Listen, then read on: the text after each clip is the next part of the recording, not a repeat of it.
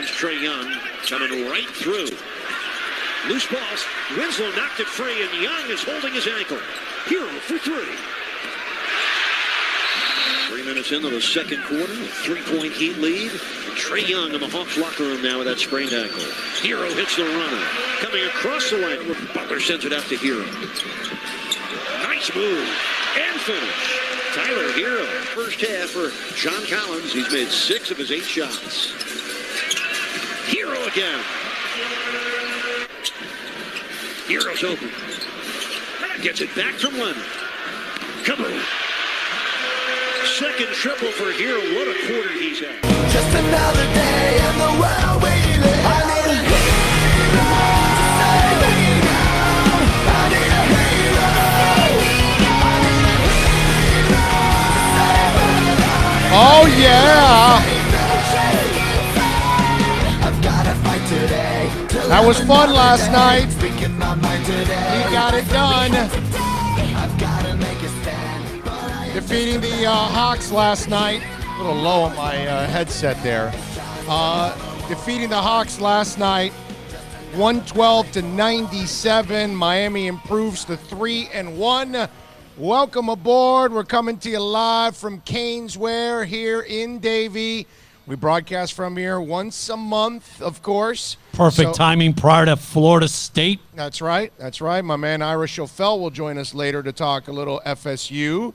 So we could talk about the Canes and FSU. We're going to talk a lot of things. We're going to talk Heat. We'll talk Dolphins. We'll talk Canes. I mean, there's a bunch of things to talk about. Panthers game tonight. Panthers tonight in Colorado. We got our Inter Miami report.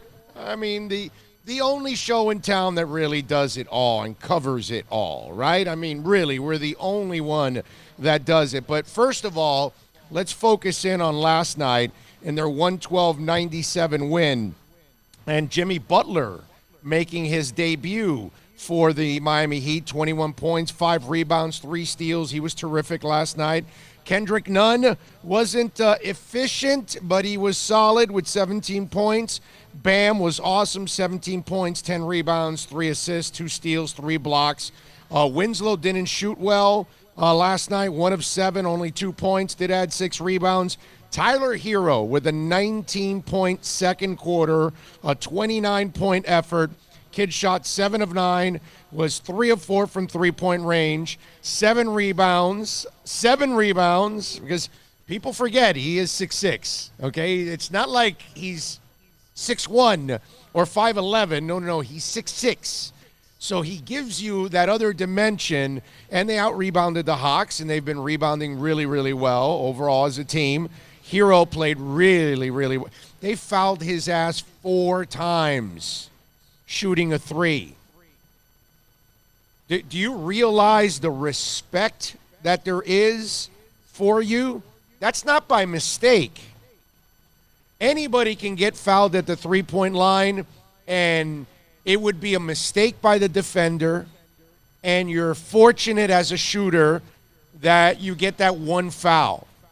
When it happens that many times, it's in their minds already. Well, Coach Rothstein and Spoelstra pointed out there's like a little art to that, to getting the foul, and he's already got that. We're already 4 games into the kid's career, and he has respect. Okay? I think both of them do. Even Kendrick Nunn has the respect, too. He might have gotten it before Tyler. But either way, both guys, which, as Heat fans, this is what makes this season now so much more exciting because of upside now. Now you're thinking, in the general picture, when you're thinking about the Heat, you're thinking, okay, like me, I was thinking, 7-8 seed, it's, whatever, it'll be a fun team, it'll be a nice team. Now you're going, well, wait a minute. Now maybe, some of the people that thought they could be a 4, 5, or 6 seed, and I thought they were completely on drugs. I don't know if they thought these young kids were going to be that good, but we're looking at them now, and now you have to look at, okay, wait a minute, hold on a second. Now, if these guys are going to be like this, then you got a shot. Because you can score, you can defend, you're rebounding the ball, you're sharing the ball. Yesterday, the only thing was 28 turnovers. I mean, that was disgusting yesterday. That was the one thing that you walked away from that game, and it's like, dude, come on. You're going to kill your efficiency with all this crap. They were just giving the ball away. They were lucky they weren't playing a really good team yesterday. And look, they should beat them with Trae Young. And that was the one downer about that game last night.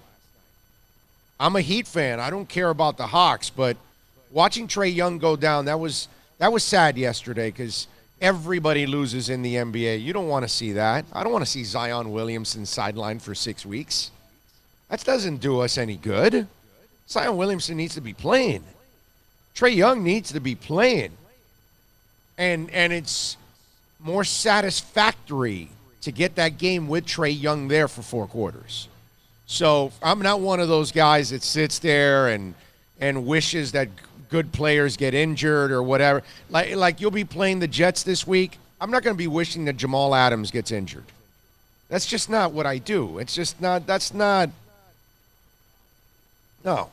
Adam Gase, hey, somebody wants to run into him on the sidelines and bust up an ankle. I'm good with that. Got no problem with that. Although I want him on the sidelines this week so he can enjoy the loss. Anyway, so last night you look at what was going on and you look at Butler, obviously, Nunn, Bam, Winslow, Hero, Dragon coming off the bench with 21 points. How about, can we say sixth man of the year? Maybe he can compete with Lou Williams for sixth man of the year now. I could say that safely, yes. You know? The way he's playing. I mean, and it looks perfect, man. He looks made for this spot, right? I want to say Lou Williams has won sixth man of the year twice out of the last 3 years. Well, our boy Goran Dragic has got every opportunity now. And he helps you with a little assist, too. Had 3 assists last night, shot 5 of 9 from three-point range.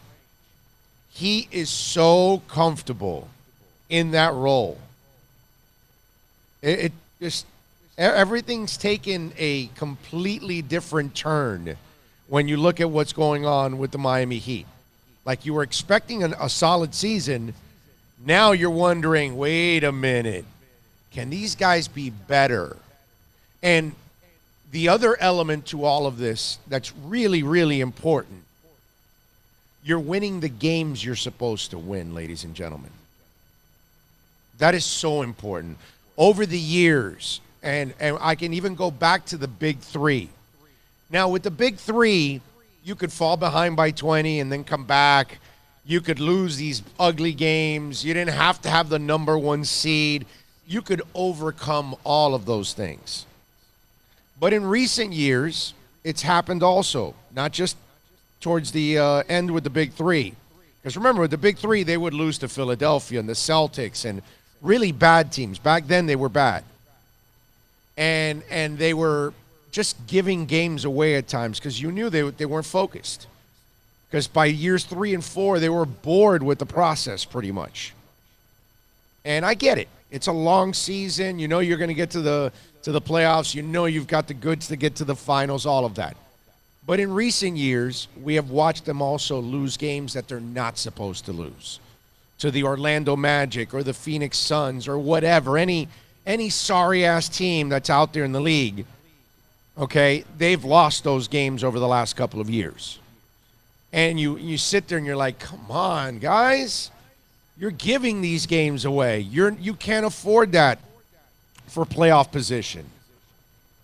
And the last couple of years I can recall losses to Orlando, Atlanta, and that costing us playoff spot. Yeah, bottom line. It's not just Orlando. Orlando's been one of the culprits. But remember, Orlando was a playoff team last year.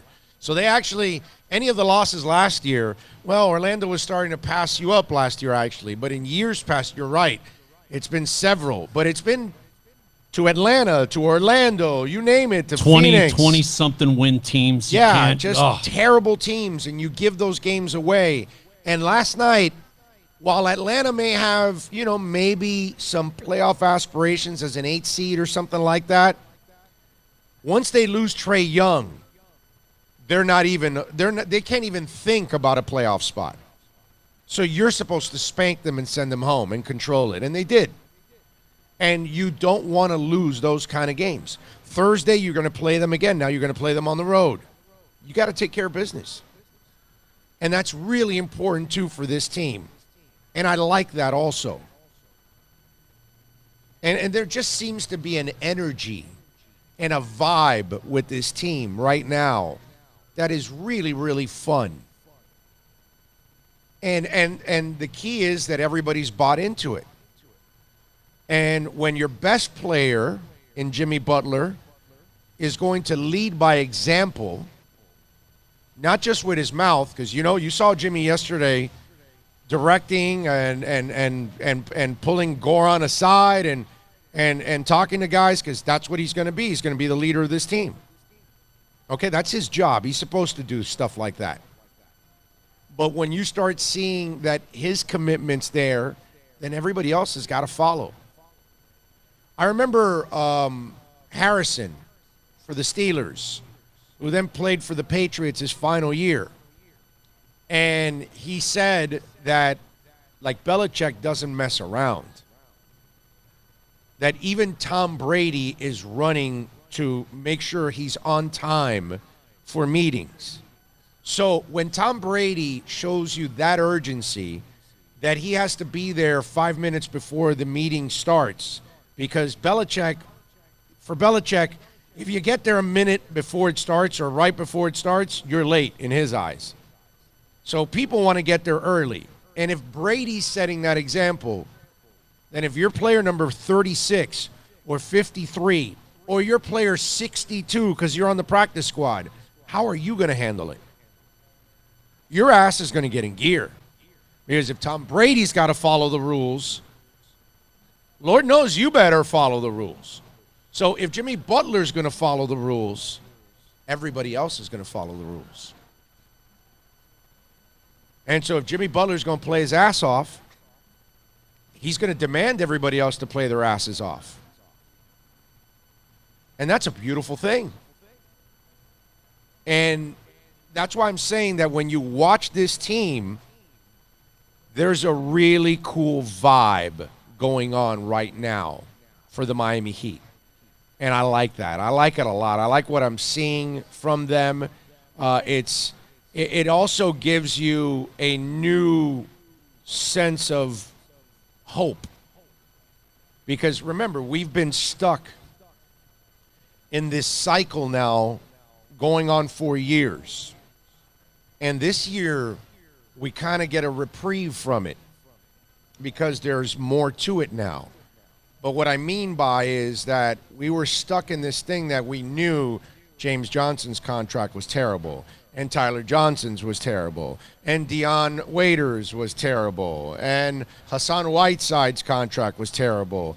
And so we were kind of stuck in. Meatloaf has a song called Paradise by the Dashboard Lights. And there's a part where, they're talking about dying to get married. And then they finally get married, and it says, well, now I'm waiting for the end of time. So hurry up, man, arrive. Because if I got to spend another minute with you, you know what I'm saying?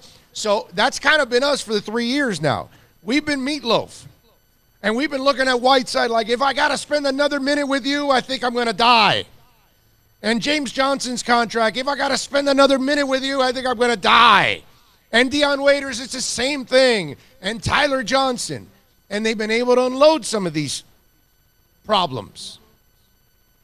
But it's one of those marriages that they made that immediately we wanted out. Those eager young kids that get married and they have no idea what marriage is about. They have no idea what commitment's all about. And they're playing house for a couple of months, having all kinds of wild sex. About a year later, they realize, holy crap, marriage takes work. Marriage takes commitment. And I wasn't ready for this. And then they went out. And that's kind of what we've been. We've been in this loveless marriage with certain players because we knew that, unfortunately, because of the salary cap nature of the business, they were stuck in a rut. Wheels were stuck in the mud and just spinning, and you couldn't go anywhere. Now, looks like we got that wood inside under the tire, and the car's coming out of that mud hole. And yeah, you still got to get through the James Johnson contract. You've got this Dion Waiters mess also, but now there's a light at the end of the tunnel. It's not at the beginning. I'm looking at Jimmy Butler, and for me, like I've told you guys, I'm super consistent about this. I love the Jimmy Butler trade, but only if you added a star this year or next year. In years 3 and 4, if you add a star at that point, you're done. Jimmy's not really going to be that good. At that point, he's going to have more wear and 2 more years of wear and tear on those legs. It's over for him. Those 2 rooks have potential, man. Oh, potential. Can I finish my point? That's where I'm going. And so now the light is at the end of the tunnel. Now we're not really having to wait for that star. Because the Jimmy Butler deal, I love you, Riley, but like I said, the Jimmy Butler deal is garbage unless you add another star this year, next year. That's the caveat to it. But look what's happened now. Now we got Tyler Hero, and now we've got Kendrick Nunn. And I'll throw the Silva kid in, but he's still, he's still in role player mode. That's what he's turning into, like a guy that you really love as a role player. Okay, Hero and Nunn have a skill set that there's more potential, as Bill said, with those guys. The kind of potential that you could be an all-star. I'm not saying they're going to be. I'm not going to say that they're going to be stars, but I am saying the potential's there. And so maybe you do have something. So now we've got something to hang our hats on. And I will say this. Let me add a little thing to all of this. While Winslow, his offense, he'll never be an offensive, stud. Just won't. It's just not, it's not in his DNA. Okay, he's already, this is his, 4th or 5th year in. He still can't finish around the rim. He still is a poor finisher around the rim. If you cannot develop your shot around the rim when you attack it, how in the hell are you ever going to be a great outside shooter? But Winslow's going to be able to help you out in so many different ways. It's awesome. But the guy I am impressed with is Bam. I'm starting to see a more polished offensive game from Bam. I see a level of confidence. Like when he was getting fouled and going to the line the other night, it was the Milwaukee game, wasn't it? Yeah. He wanted to get fouled. Bam wanted to be at the line. He was Jack Nicholson in A Few Good Men. I want to be on that line. You need me on that line. I will make those free throws. I love that from Bam. And so that is one thing that's developing 4 games in. Because I told you that I thought Bam and Winslow are super glue players. And I'm still believing that with Winslow. Terrific glue player. Is he ever going to be an offensive stud? Forget about it. Never going to happen. But Bam, I'm watching him shoot that mid-range with incredible confidence. And he's nailing it on a consistent basis. He's rebounding the ball like you expect him. He's blocking shots now. I think he's blocking them now on a little better pace than maybe even last year. So I like that he's more of an impactful player around that paint as a defender.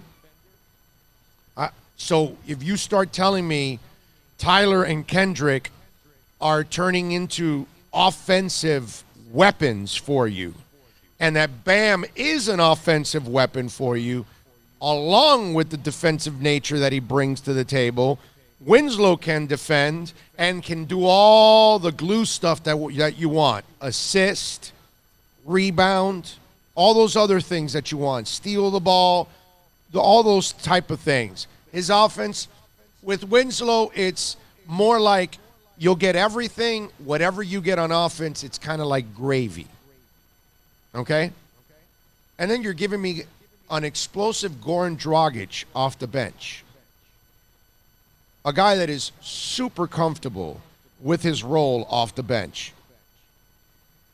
So you got Tyler and maybe the vision that we talked about before was Dion and Dragon off the bench. Well, no, it's Tyler and Dragon now off the bench. That's your twosome. And all of a sudden now, it's a different Heat season. It really is. It's a fun Heat season, and it's a Heat season that brings a lot of hope now, because Miami may have found not one, but two diamonds in the rough when we talk about Tyler Hero and we talk about Kendrick Nunn. And whatever you get from the Silva kid, that'll be an extra bonus with all of that. But really, really, really cool to see that development with the Miami Heat. All right, let me tell you about EJD Construction. Call them, 305-318-4978. Go to the website, ejdconstruction.com. I've witnessed it firsthand. Hey, listen, they're fully insured, so you're not, hiring some schmuck, some guy that's picking up a couple guys at Home Depot and showing up at your house. No. Professionals. Custom home construction, major home remodeling. You call EJD Construction, fully insured. $2 million liability, $1 million in workers' comp, and affordability without compromising quality. Shell construction in-house. That's how they keep their costs down.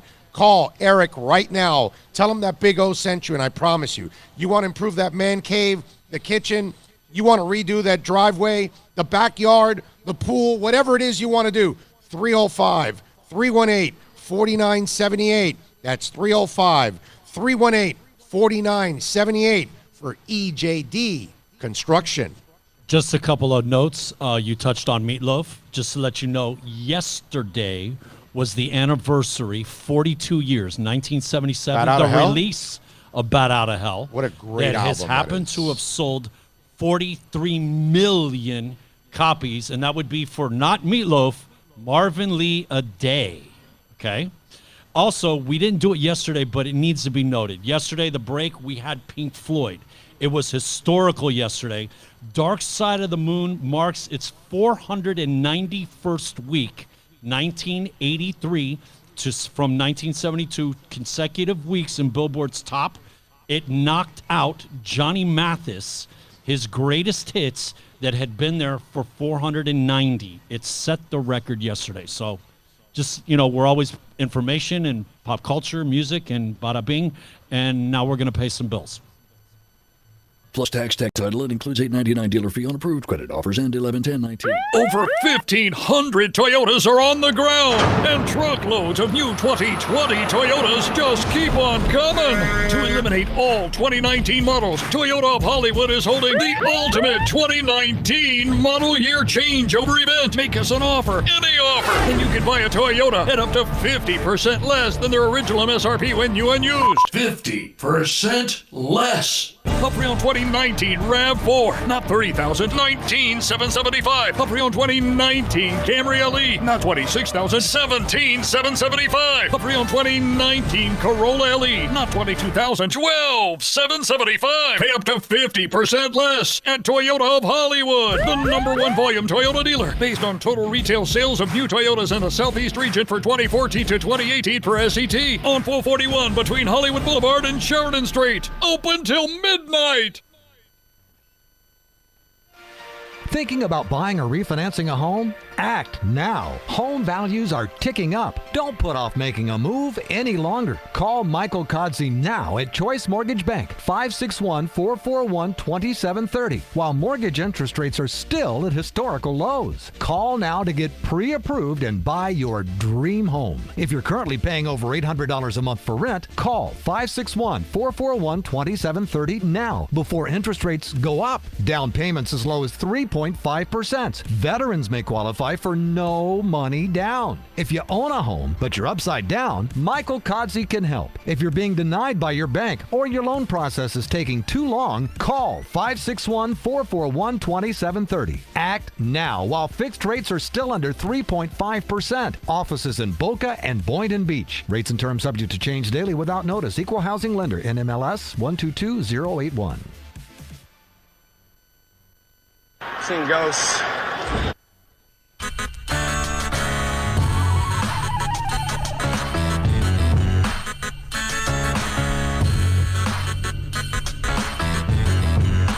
This is the Big O Show.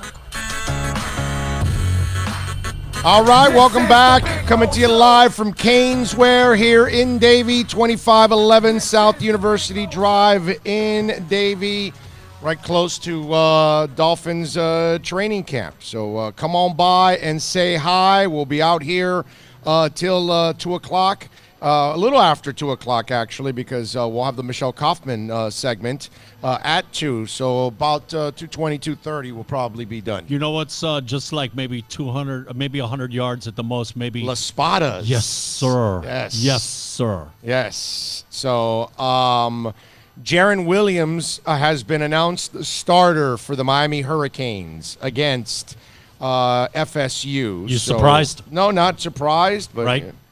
You know, with Manny, don't know how he's going to handle things sometimes. So, what are you going to do? But it looks like Jaron Williams is your starter. That's the breaking news out of Coral Gables. We'll talk a little Dolphins, too. I got a lot of things I want to say about the Dolphins today on the program. The other thing that I want to get into with the Miami Heat after the performance last night, 112-97 over the Hawks, improving to 3-1. And remember, you can always reach out to us on the accidentlawfirm.com text.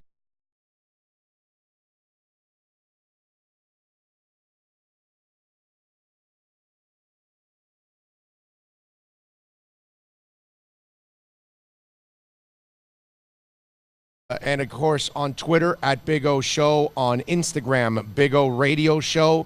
And we'll be out here at Caneswear till 2 o'clock. So please come on by, say hi. Love to meet you. We've already had a couple of listeners come on by to say hi and hang out with us a little bit. So we'll be out here having some fun. The other thing that I wanted to get into with the Miami Heat is the Dion Waiters situation. While he was activated, he wasn't really with the team yesterday. And so he didn't play. If you're the Miami Heat, how do you justify playing Dion Waiters at this point? If you're Pat Riley, how do you even, not that he would do this, but if you're Pat Riley, your job is to try to help Eric Spoelstra and make his life as easy as possible. Okay? So if there's something in your power that you can do, you got to do it. I don't know what that is with Dion. Do you just outright release him and take the hit?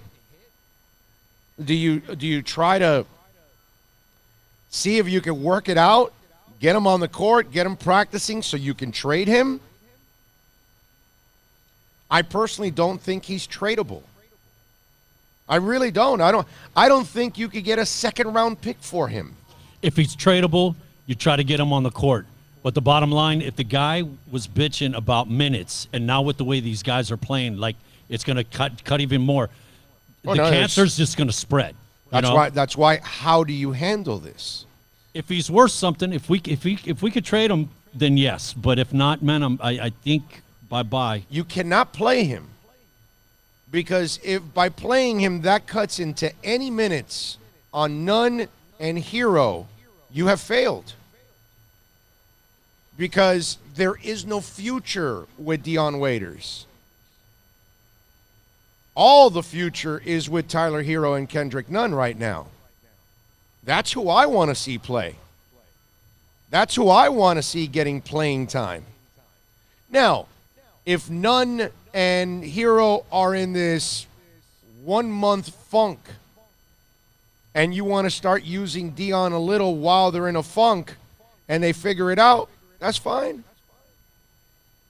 And if Dion's willing to sit and wait his turn when they need him, because that's the key, ladies and gentlemen.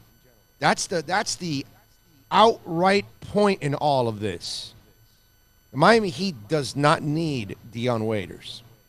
And they certainly don't need the Dion Waiters baggage.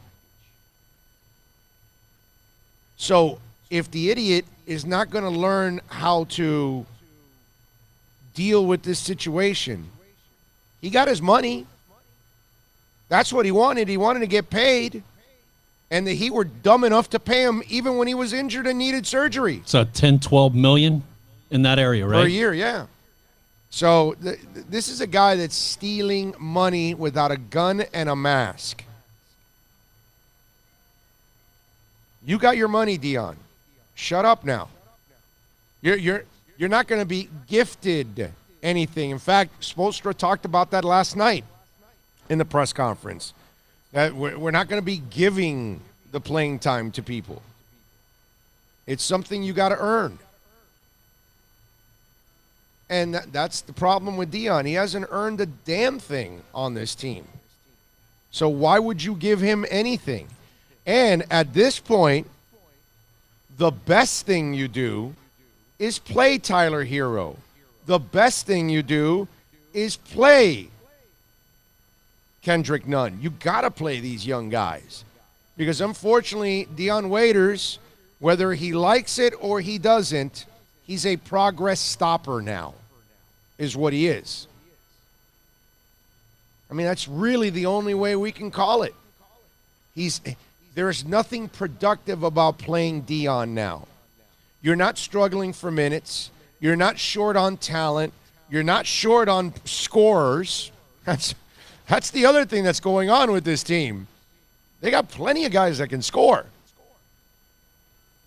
Remember I told you when this thing started that in order for Justice Winslow to work as a point guard, everybody around him has got to be scorers. If you don't have the scorers around him, and then that forces him to be a scorer, that puts you and your team in a really difficult position. And so far, it's been the perfect scenario for Justice Winslow because everybody is scoring. I mean, you got Hero and Dragon off the bench last night. Let's see, what was it? 50 points. 50 points from two dudes last night off the bench. Got something for you, brother. What's that? What do we got? Let's hear it. Anything there? I don't know. All right. We'll cue it up in a second there. I think it's Eric Spoelstra from last night in the press conference. Bill is queuing up, I'm sure, one of the comments that he had yesterday in the presser. Is that the one about not giving away time? Is that the one you're talking about? They've earned it. We're not gifting anybody minutes for experience's sake. That's just not who we are. We have veteran players that we think can give great stability and even corporate knowledge of how we do things here. We add Jimmy. It feels like he does have that Heat corporate knowledge. And so our young guys can fill in a lot of gaps and gain experience. But the most important thing is the producing and helping us win. And I think that is the most valuable experience when you're accountable to them. Had to take them out a few times tonight when they weren't doing their job. There you go. You see? I had to take them out a couple of times when they weren't doing their job. Dion Waiters hasn't been doing his job for 8 years. There's those 29 games, man. That's it. 29 games. Let's live on that. The guy got a fat-ass contract on those games. Don't complain, Dion. Sit your ass down. Wait for your opportunity if it comes. And if it doesn't, be a good teammate. Be a good practice player. Stay in shape. Stay ready. Maybe you get traded. I doubt it, but it's your job to actually see if Dion's smart enough, which I'm not sure he is, but if he was smart enough, he would just shut up. He got his money. You know, if you weren't getting paid and getting screwed, then I get it. But you got your money, dude. Be the ultimate teammate. Prove to people that you've changed. And then maybe you get moved and you go somewhere where you actually get playing time. But things change. And the Heat this offseason did a lot of good things in an environment that they didn't have a ton of flexibility. They were only able to add one star.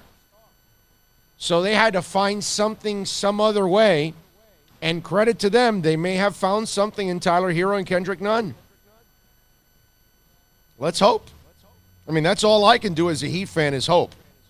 But as a Heat fan, I'm also hoping that they can handle this situation in a way that it doesn't affect them publicly, long-term, inside that locker room.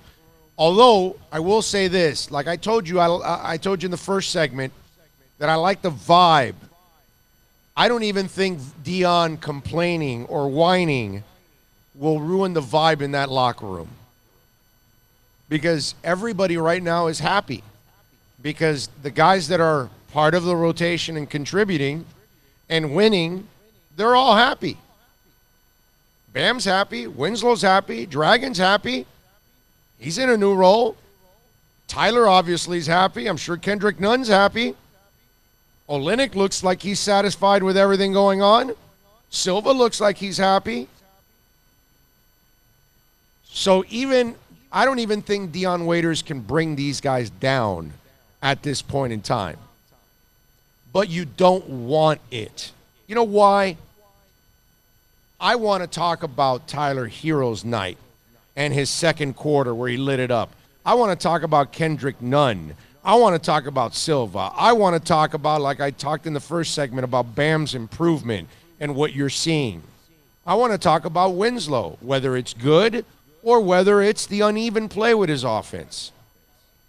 But overall, I want to talk about Spoelstra and the coaching that he's done. I want to talk about Jimmy Butler and his effort and how he demands from other people. I want to talk about the good things. I get it. It's a lot easier to scream tanking. It's a lot easier to just go all out and just spend your time ripping Dion Waiters. And we could do that. But I'm not doing that when there's all kinds of other great things going on. There's too much positive to be talking anything negative right now, man. Right. This is such an upswing. Exactly. So that's why I'm hoping that they can find a way to put a cap on this Dion Waiters thing. Brother, if you were to put it on a scale, like what you were expecting and where we're firing at on a scale of 1 to 10. It's not even close. Like you expected like a 9. 5, you expected a 5 or a 6, and we're firing at a 9. Not mid-9, 8. Yeah. Okay. Yeah. Ross. And by the way, I don't have that concern with James Johnson. Notice how I haven't really talked about James, because James will get in shape. James is a journeyman. James has been a role player his entire life. He'll go back to being a role player. He'll be happy on the bench. He'll come off the bench and help out when he has to. He'll be a great practice player for them. All that. That's it. James is not a reliable player. Never has been. Never should have been. When he's on though. Yeah, but he could go off for mid-20s. The problem is he's rarely on. Yeah, it's erratic. So that's why he's a journeyman. So he's not going to give you any problems. He's not going to run his mouth. He made more than enough money it was a blessing for him to have that half season here. Because he bought it full, hook, line, and sinker, and they paid the price. But James won't be an issue. Whenever he is in Heat shape and all that, and you put him on the bench, he'll be fine. You would hope the black belt would be able to get in shape with the quickness, right? Yeah, Dion will be the one that you have to That's the one you've got to find a way to maneuver it for everyone else. For the coach, for the young players, for us, the fans. That's the one you've got to maneuver. And the Heat has to sit down and attack that in a way where even if you have to take many losses to move on from it, do it. There's too much good going on to deal with Dion Waiters. Dion Waiters, average $13 million a year, 4 years. You divide it up, it ends up being a little under $1.8 million for 29 games. Yeah. He benefit, how you, I don't understand the math on that one, man. He good for him, bro. Good for him. He did a great job. In reference to Bam, Rothstein and Sproles have both said you cannot say Spoelstra, right? Spoelstra. I say Sproles. Spoelstra. Spo. Say it with me. Spoelstra. Spo has said Bam, there you go. Mid-range jumper and free throw. Worked very, very hard. And you could see it. Yeah. No, there's no doubt. It's been really fun to watch his development overall. And remember, if you want to get in on the accidentlawfirm.com text line, it's really simple. 786-322-1105. That's 786-322-1105. If you want to get in on the program, you can send in a text anytime you want. Whenever you're listening to the podcast, day, middle of the night, the morning, you name it. Doesn't matter when you're listening. Send us in a question, a comment, an insult, whatever it is that's on your mind. It's all good. We love you either way. And also, we got to thank you because yesterday was a record day for us in downloads. Stratosphere, man. And so we continue to break records every single month. We're wrapping up our second month now.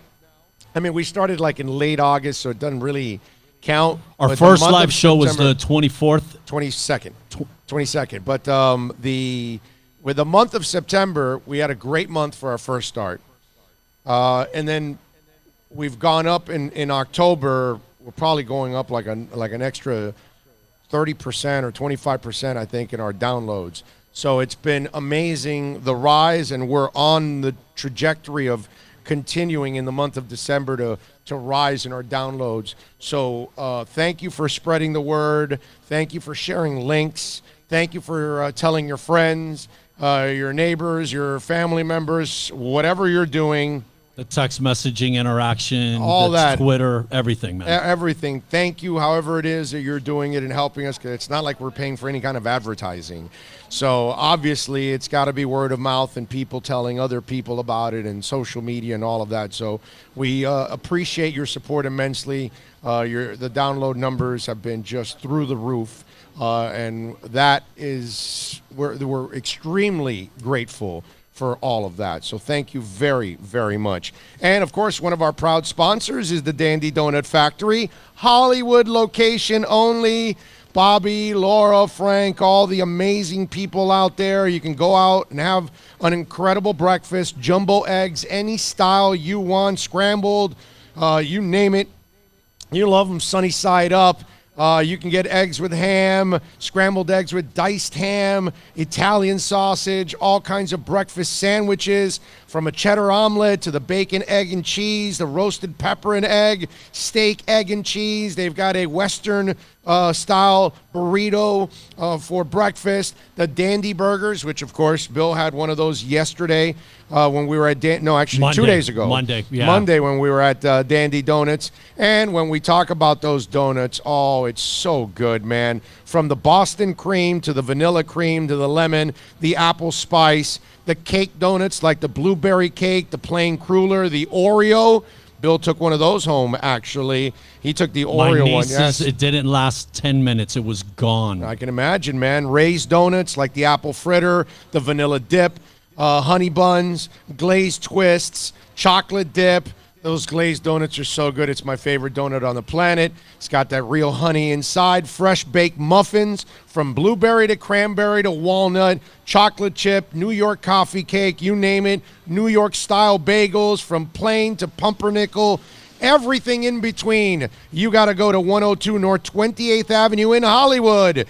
It's only the Hollywood location. Dandy_Hollywood on Instagram. Go to the website, dandyhollywood.com. Best-selling third-row luxury SUV of all time is at Acura of Pembroke Pines, and this is how we do it. MDX, $10,000 off at Acura of Pembroke Pines, the #1 volume Acura dealer. Thinking about buying or refinancing a home? Act now. Home values are ticking up. Don't put off making a move any longer. Call Michael Kodsey now at Choice Mortgage Bank, 561-441-2730, while mortgage interest rates are still at historical lows. Call now to get pre-approved and buy your dream home. If you're currently paying over $800 a month for rent, call 561-441-2730 now before interest rates go up. Down payments as low as 3.5%. Veterans may qualify for no money down. If you own a home, but you're upside down, Michael Kodsey can help. If you're being denied by your bank or your loan process is taking too long, call 561-441-2730. Act now while fixed rates are still under 3.5%. Offices in Boca and Boynton Beach. Rates and terms subject to change daily without notice. Equal housing lender. NMLS 122081.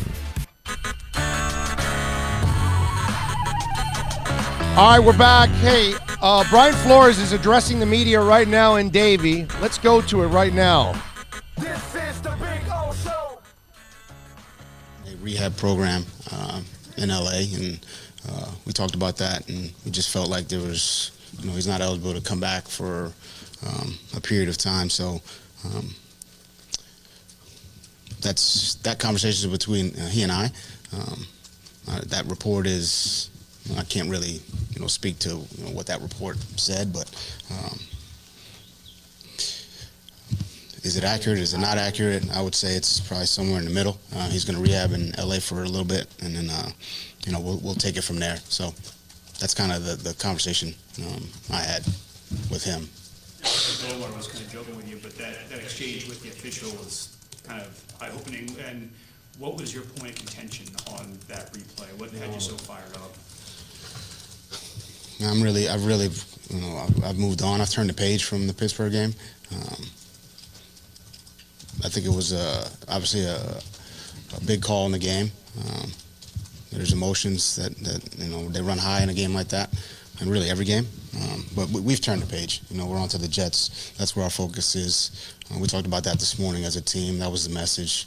I know it's still fresh in a lot of people's minds because it was just a couple days ago, but.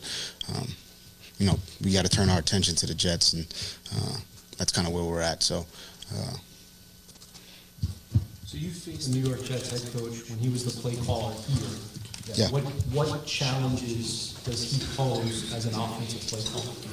Gase does a very, very good job putting his players in position to make plays. Tries to attack defenses, defensive schemes. Personnel, if he feels like there's a matchup he likes, he does a really good job. He's a tough guy to draw up defenses against, and this will be a tough test for us. Have you had any interesting or humorous sort of interactions or conversations with Adam ever, like even at the NFL owners meetings or anything at all? Yeah, he and I have had conversations. Dating back to when he was at other places and when I was at other places as young coaches in the league, and they've been good conversations. You talk about scheme, you talk about life as a coach in this league, but those conversations we're not going to talk about them here. Those are between he and I. You played your final game of October already. You're moving on to November. Mm-hmm. Did you ever consider when you took this job that you'd be 2 months into the job and still be winless? Every situation is different. You go into any job, any situation, you never really know what's gonna happen. Good, bad, you know, middle road. You never know. I think, but you just got to deal with every situation the way you feel best. And you know, in this situation right now, the goal for me is to help this team improve on a week-to-week basis. I think that's happening, and we'll just keep going out there practicing. I think this team's getting closer to, you know, getting to the point where we can pull out a ball game. I think we've had opportunities. Unfortunately, we haven't taken advantage of them. But I think if we just continue on the process that we're on and continue to improve in practice and start fast like we did last week, and you know, string some things together, I think we'll get to where we want to get. Again, you know, every game is different. So something's missing. You know, anytime you lose, you know, there's something that was missing in that particular game. Last week we turned the ball over. The week before, you know, it was the same thing. We turned it over in a critical situation. So I would say that, you know, in this league, not just for us, but for every team, turnovers are the difference between winning and losing in a lot of games. So we need to get that fixed. At the same time, you know, I want this team to be aggressive and, be aggressive to go and win games as well. So that was what was missing last week and the previous weeks. And I think at the end of the day, we need 2 or 3 more plays that have to be made. And I don't know where they come from. Maybe it's, you know, we missed a block on a punt return in Buffalo that we may spring one. Nobody knows that, but you know, that's a big play in the game. You know, and there's little small plays like that you know, I guess the masses don't know, or you know, they don't see those plays. And if we make one of those, the outcome's different. So you know, I think the big one is the turnovers, but there's other plays in the game where we could actually overcome some of the turnovers that we're not making. You mentioned when you came here that you wanted a tough, smart, and disciplined team. Obviously, the discipline is there from the low penalties. But do you feel like you have a tough team? Oh yeah, this is a tough team, for sure. You guys have been out yardage-wise. You've given up 1,100 more yards than you've gained. I mean, isn't that some indicator that the toughness is there? When teams want to stop you from running, they stop you from running? I think this is a mentally and physically tough team. And I think, you know, watching these guys practice on a daily basis, watching how they go about their business on a daily basis, I see it in games. I think this is a tough team. I think this has been an adverse season, and I see the way they fight and come back. And from that standpoint, no one's going to tell me that this isn't a tough team. So that's where I'm at on that. If there's a difference in opinion, then that's fine too. We can agree to disagree, but I do think this is a tough team mentally and physically. How important is league-wide respect to you, and do you think you've gained more of that over the last few weeks? I mean, I'm not really. Whatever anyone else thinks doesn't really matter to me. You know, all I care about is what's going on in this building. I care about us, you know, having the right process. I care about us trying to improve every day, from a meeting to the walkthrough to practice, and that's what I want to see on the field come Sunday or Monday or whatever day we're playing. I think I've seen that, and we're just going to try to continue to get better on a daily basis. And you know what, the opinions of others it's really never mattered to me. You know, I have a lot of peace and freedom, and you know, I have a lot of peace. You know, I do. I'm confident in my ability to coach. I'm confident in our coaching staff's ability to coach. I'm confident in our players, and that gives me peace of mind. So I don't really care what anyone else thinks, quite honestly. A couple more guys. Brian Fitzpatrick, Short Sunday. Yeah. Brian, you've seen Le'Veon Bell quite a bit in your coaching career. What makes him so special? Very, well, I mean, he's explosive, very good vision, tough runner, breaks a lot of tackles, good in the passing game. pretty much does everything well. And he can lull you to sleep a little bit, sitting in the hole, waiting for the blocks to develop, and next thing you know, it's a 28-yard gain. So it's a good back. And he's done a good job for a long time, and it's be a tough test. Can you guys go into your thinking a little bit about staying with Ryan? You're now, obviously, neither quarterback has won a game as a starter this year. Why stick with Ryan? I think he gives us the best chance to win. Good. There you go. That is Brian Flores. And let me address one thing, because it was Omar Kelly that asked the question, and Omar was wrong.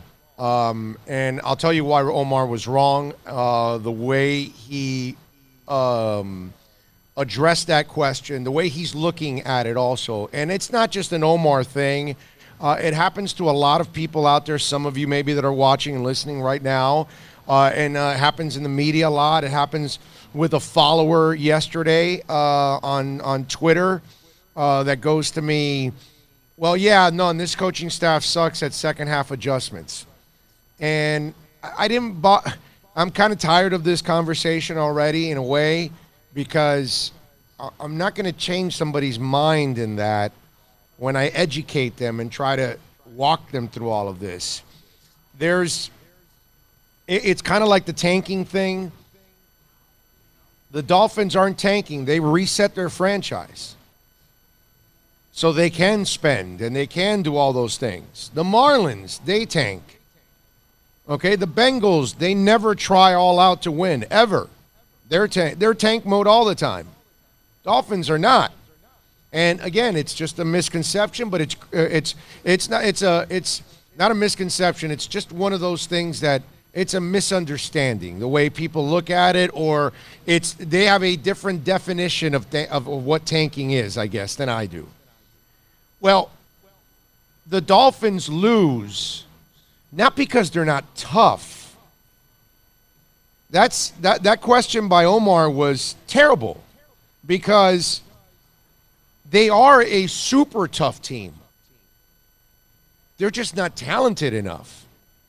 You have to be tough in order to get your ass kicked by 150 points in the first 2 weeks of the season, and then come back to play again and again and again and improve along the way. Striving to get better, getting kicked in the teeth every time. So they're getting up from the mat every time and coming back at you. You might knock them down again, but they're going to get back up again. So if that's not a sign of tough, I don't even know why that question was even asked. In fact, this might be one of the tougher teams you've ever dealt with, you've ever seen, because it takes character to be able to be a professional week in and week out, to go out there and play that game and lose, get ridiculed, get ripped, line up again next week and not mail it in. If you don't see that, whether it's Omar, any of you guys out there, I can't help you. I can't help you. Just go fail. In 7 weeks, go fail every week and tell me how you feel. You probably won't be even employed if you fail 7 straight weeks. So these guys are, it's like the guy that told me, well, they don't make second half adjustments. I didn't want to get into it like, dude, do you understand they didn't have talent? They don't have talent. So that's why there is no second half for them. They can try, and if things go their way, the ball bounces their way, maybe they're in a game, but it's not because they're going to outplay somebody because they're physically and more talented than they are. No. It's never going to happen this season, because the Dolphins will never line up against a team that they have more talent than, that they have more experience than them. It's not going to happen. Not even the Bengals. No, not even the Bengals. The Bengals will have way more talent than them. Not even the Jets. No, the Jets will have way more talent than them, and they're better than them. The Bengals are better than them. They may not be playing better than them, but that's because Brian Flores and his staff are probably better than the Bengals and Gase and his staff. That's all. That's what it is. They lose because they're not good enough. It's not a lack of effort. It's just mistakes. And you saw it in the one stat that play went bad, then other things, and that's what happens with teams that aren't that good, teams that are young, teams that are trying to figure things out. That's what happens. But you want toughness, so you're getting your ass kicked every week. You get better, and prior in that press conference, somebody was asking about the discipline with the penalties. If you weren't mentally tough, what do you think would happen in those situations? Oh, when things starts to go south, you get stupid and you start holding and you start chop blocking and, you get desperate. And you do the things Vontaze Burfict and Pac-Man Jones made a living out of. Stupid things. How come the Dolphins aren't doing that? Because they're freaking tough. That's mentally tough, everybody out there. Physically, too. You have to restrain yourself. Yes. So, and you're going back out there and lining up and you're getting better? Hells to the yeah, they're tough. This is one of the toughest teams I've ever seen in my life. The changes on the offensive line every week mentally to deal with, and like scheming with another guy, and you know what I mean? That's tough. Everything about this team is tough. Okay? They're not pointing fingers. They're not giving up. The only guy that gave up was Minkah Fitzpatrick. That's the only guy that gave up. Everybody else, they're in the fight, man. I don't see Jerome Baker backing down. He may not be perfect. He may make a bunch of mistakes out there, but he's not backing down. On top of that, a lot of guys have said, I don't want to leave. I want to be here. Yeah. So the toughness question is ridiculous. And I love Omar. Omar's my guy. But you can never question their toughness. Hey, man, they play football. Okay? Watch that game. Watch how these people hit each other. Everything about this game is tough. But in the middle of this tough game that they play, watch what's going on. There's no backing down whatsoever. None. From not one of those guys. Not one of them is pointing a finger at the other. Not one of them is whining and complaining. Not one of them is quitting. And every one of them is back the following week trying to get better and trying to win a game. If that's not tough to you, I can't help you. So I admire the crap out of that team. The lazy thing is that you think toughness has to be the 2001 Ravens. Yeah, they are. But that's not the definition of toughness. That's the definition of greatness. Okay? There's a lot of toughness going on. Your mom is tough. Raising 1, 2, 4, 5 kids, cleaning the house, and working. That's tough. Toughness is shown in all kinds of ways. Mentally, physically, overcoming adversity, coming back the next day, failing and getting back up again to do something to accomplish it is toughness. So I don't see anyone in Davie not showing me a boatload of toughness. Hour number 1 is done from Caneswear. Come on out here at 2511 South University Drive in Davie. We will take you till about 2:30. We'll have Michelle Kaufman at 2 o'clock with her Inter Miami report, which, by the way, you can get your Inter Miami gear here at Canes Wear. That's right. So now it's not just Canes, not just Dolphins, not just Heat, not just Panthers. Hell, we've even snuck in a couple of Marlin shirts. They're stuck in some corner somewhere. They've got cobwebs, but we've got them for you here. We've got your Marlins gear, cobwebs and all. 2511 South University Drive in Davie. Follow them on Twitter at Canes_wear. Come on out and see all the great people out here. Brett and all the good people getting it done at caneswear.com. Plus tax tech title. It includes $8.99 dealer fee on approved credit. Offers end 11/10/19. Over 1,500 Toyotas are on the ground, and truckloads of new 2020 Toyotas just keep on coming.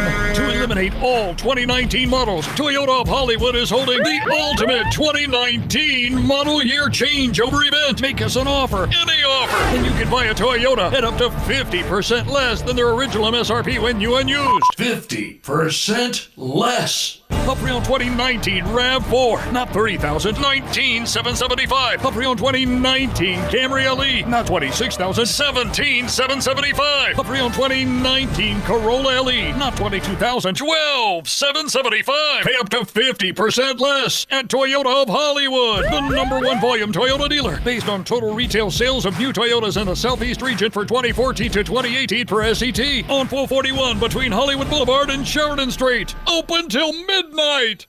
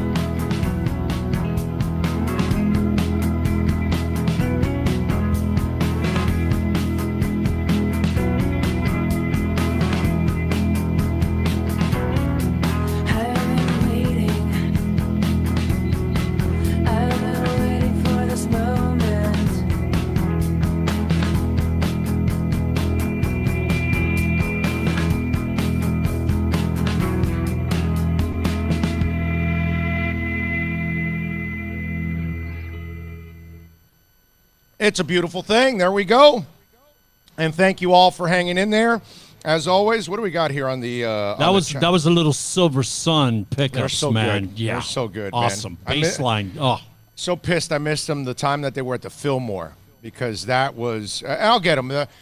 From that venue, that size, the acoustic, that would have been the place, Yeah, man. they're so good. Plus the earlier Yeah. albums, obviously. You can't lose at the Fillmore whenever you go there. Let's see. What do we got here on your reaction so far?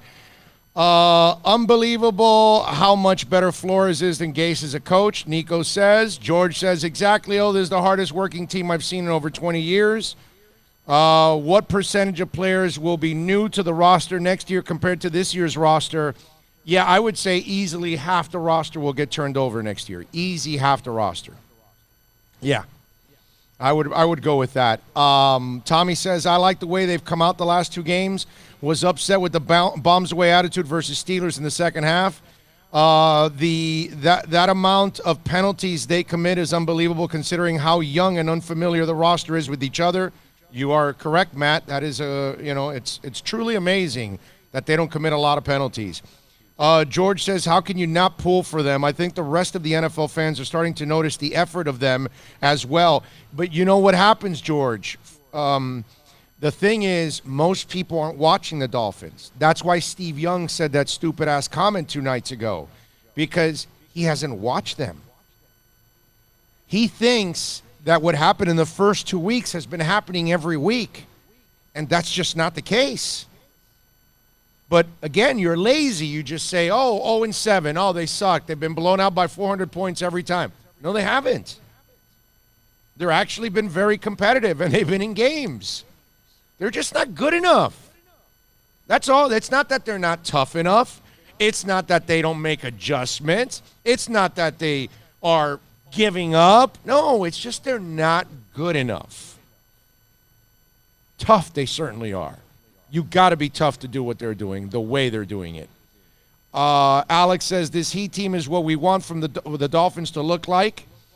Myron says, Suppo, if the Nationals win tonight, they will make history by winning all the games on the road. I hope they win. Go Nats. So do I. I hope the Nats win too, man. I'm pulling for the Nats. Just an FYI. I picked the Astros overall because I picked Astros over Dodgers. That was my prediction. Obviously wrong because I picked the choking Dodgers. Baseball, man. Don't feel bad about that. Well, the Dodgers do choke. Well, they are, but Bro, I'm just saying baseball, you could be the best team, and the best team doesn't win most times. I know, but they've got $400 million that they spend every year. I mean, they spend like it's going out of style, bro. Yeah, they've supplanted my Yankees as the biggest buyers. Yeah, Yes. they will do whatever it takes to win. So when you have all those resources, I get to slam you. Okay. You know what I mean? Yep. Just an FYI, though. If you have all the resources and you're a complete screw-up, I get to slam you. Yeah, of course. The record was set actually last night because the record was five consecutive roads. The Now it's record was 6. set last night was 6. Yes. Yep. So there you go. And so I guess a lot of you agree with me. Yeah, and I'm going for the Nationals too. I'd like to see the Nationals win. The city deserves it. The fans deserve it. All of that. It'd be really, really cool. And Strasburg, man, after everything that he's gone through, you had to have felt good for him last night.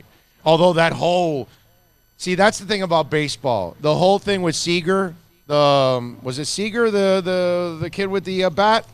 Was it? Oh no, not Seager. Bergman. Bergman, right? The third baseman, the kid that's amazing. I'm still thinking Dodgers. The coach on the field, man, he's awesome. Yeah, so Bergman gets caught up in the moment and holds on to the bat, and then you've got the idiots in baseball losing it. Oh, how could you do that? And this. Well, since when is this game so prestigious? What is it about this game and these tight asses that follow the game of baseball? And all these unwritten rules. They call themselves baseball purists. So my man Bergman had a Serrano-like moment. He got caught up in the emotions. You guys remember Major League? Serrano hit the home run, and he actually held the bat in his hand as he rounded the bases, right? Because he hit. Wasn't it when he hit the off speed stuff, right? I think that's when he held the bat. No, he finally hit the curve ball. Oh, the curve, whatever. He had Off to speed do curve, push-ups whatever. whenever Yes. he struck out on the curve ball. Right, so he hit the home run, and he was celebrating. He held the bat in his hand. He got caught up in the emotions. Go Canes, baby! Go Canes! Go Beat Canes! FSU! Beat that FSU ass! FS That's who? it. FS who? That's it. Can I say it? I mean, we are... Beat down Free Shoes University. All right, anyway, so you've got all of this going on, and people are freaking out that Bergman held on to the bat and then he just got, leave him alone. Can we just laugh? Can we just enjoy it?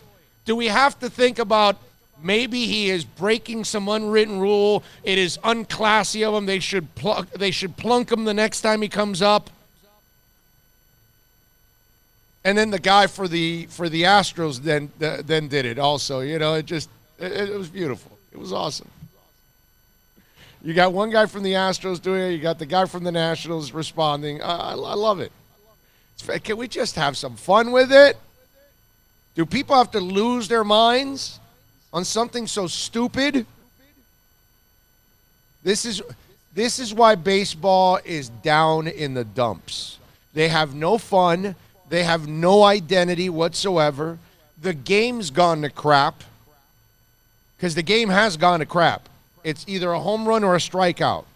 There's very little in between. I kind of like it better when players used to be able to hit to all fields, when you used to actually have you could sacrifice bunt. Nobody in this league can bunt. No, they don't steal bases. They don't move runners over. You wouldn't do that whole shift stuff back in the day because when guys could control their bats and hit to opposite fields, you'd be looking like a complete idiot shifting. Do that against Rod Carew or right, Tony Gwynn. Right, Pete exactly. Rose. Yeah, you'll get killed. Okay? So the game has suffered. Players are more limited now than they've ever been. You've got no personality. You can't sell it on social media. And you wonder why ratings and your fans are dying. You're gaining very little new fans. Your current fan base is dying because it's old like me. And then you wonder why you're down in the dumps.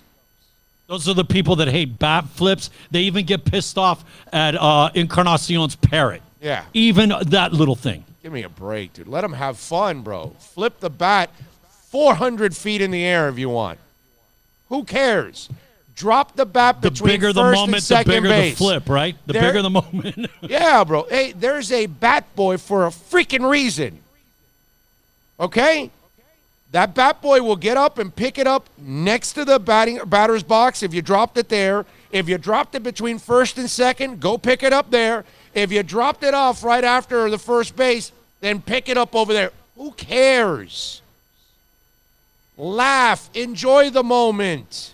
It's sports. It doesn't have to be that damn serious. It's a child's game that we're all enjoying, watching, gambling, and rooting for. Relax. Take it easy, man. Life is way too short. All these uptight baseball morons.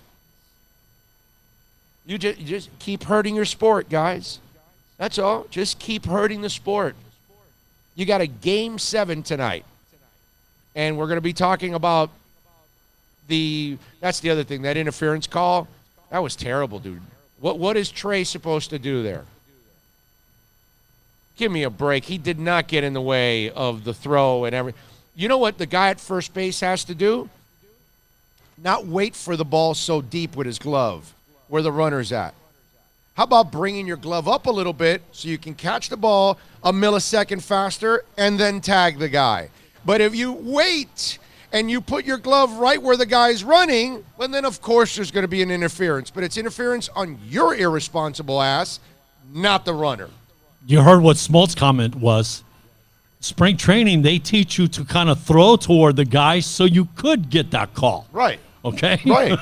Right. But again, you should put your glove up a little further forward so you can grab it sooner so that you can tag the guy. But if you're expecting to catch and tag at the same time, now you're asking for everything. And now you're also giving them the break of making that mistake, because that's what you did. You actually gave them a break for screwing up more than anything else. He wasn't in the way. The guy ran perfectly on the base. Thank God, poetic justice. Yeah, the home run. Two-run right homer, okay? Yes, yeah. yes. You got to love when a wrong gets righted. Yeah, Rendon took him yard, and then that was really cool. That was copacetic because that kind of made you feel like, okay, all right, now we've got something here. You know? Now this is what it's all about. You see? It's good karma. We got screwed here. Now we'll screw you back. Martinez gets thrown out. I mean, but hey, listen, we win. It's a Game 7 tonight. For those of us that still like baseball. Who you got tonight, man? I'm rooting Nationals. I'm hoping I'm wrong. You think we're gonna go across the board with a road World Series? I'm hoping. I'm rooting for the Nationals. I want them to win it. You know, I was just thinking about this. When was the last time that Washington, the Redskins, probably the Capitals, man? Oh, you know what? I am Ovechkin. sorry. Ovechkin finally did get over the playoff hump. What was that, 2 years ago, I think? Yeah, 2 years ago. 2 years ago. You are correct, sir. Yeah. Yep. So that was their last time that they were able to enjoy a championship, and that was one that was coming for. They needed that one for a long time because the Capitals were just known to be chokers. I mean, serious chokers in a big-time way. So that was one that – and Ovechkin needed it too. Yeah, that was also really, really important for him to be able to get over the hump. 786-322-1105 if you want to get in on the program. That's 786-322-1105 if you want to get in on the show. That is the accidentlawfirm.com text line. 786-322-1105. Big O, to me, it's not tough. It's not a toughness issue or making second half adjustments. It's not having enough talent or depth to overcome. Every team they will face this season will have more talent than Miami. Credit Flo and the staff. I think they will be great once they have talent, Eugene and Homestead. I agreed, Eugene. I said exactly the same thing. I totally agree with you. I think this team will be just fine. They got to get the talent, and they don't have the talent now. But eventually they will. Here's the other thing that's kind of interesting about this whole Dolphin dynamic, okay? I get this, all right? We've been jaded. It's 20 years of incompetence. It's 20 years of just terrible coaches and front office. And so you just feel like the other shoe's going to fall. That's what you're always going to feel. You're never going to feel like it actually could work out. I feel like it's going to work out. I really do. I love everything about what's going on with the Miami Dolphins. I love how they're rebuilding this team, how they did it from scratch. I'm the guy that asked for an organizational enema for 10-plus years. I got it. I got what I wanted. Last year I wrote in The Athletic. I said it on radio, nationally, locally. I said fire Tannenbaum, fire Gase, and put Greer in place. They did that. And they have loaded up with picks. Yesterday they did something, again, forward thinking. What GM has done that here for the Dolphins? What GM over the last 20 years got a second-round pick to make it two second-round picks? That would be a big donut and not a dandy. To make it 2 second-round picks and go get a quarterback. What GM does that? Nobody's done that. What kind of GM does what he did yesterday? Rams are looking to unload salary. They got to pay Jalen Ramsey. They've got to create cap space. Okay, well, we could use a pick in order to, to create that space. We'll trade Talib to somebody that takes him, and we'll give up a pick. Miami was there. All right, give us a 5th-round pick. We'll do it. They loaded up on another 5th-round pick for a 7th-rounder in 2022. When that story was breaking on our show, we were kind of deciphering what this was, and I deciphered it by the end. I even guessed the draft pick. I even said, it's probably a 7th-rounder down the line. And 2022, you're going to be pretty good, so that's going to be the back end of that 7th round. Okay? Not that front end or back end of the 7th round is any different than a street free agent or a 6th-rounder. Not much of a difference. But just for craps and giggles. In reference to Aqib, let me ask you. Obviously, this contract's up at the end of the year. Because of the influx of young guys that we have, is there any idea that maybe you keep him, like for him to be able to mentor our younger guys? I don't want that guy mentoring anybody. No, you don't like it, huh? No, man. Go look at his arrest record. Well, that guy's been arrested several times. No. I'm talking about his on the field. I know he can play. I don't want anything to do with Aqib. I'm not talking about anything. We don't want him going to the strip club with the guys after 1, 2 o'clock in the morning. I just want the 5th-round pick at the end of the year. Get rid of his ass. Open the door and let him go. Bye. You just heard in the press conference in the last hour that Flores says he's staying in L.A. for rehab, all that. He's never playing here. And they're going on a youth movement. To poison our guys. You're not even going to let them interact. I don't even want that guy here. I don't want that guy here. He's just a draft pick. That's all it is. And that's why I'm saying that what they're doing here makes all the sense in the world. Everything that they're doing, the way they're setting this team up, it's the right thing to do. It's the right way to reset the team and to give yourself an opportunity. But when I run into people, again, you're jaded, and I get it. I understand. You know what it is? It's the reverse.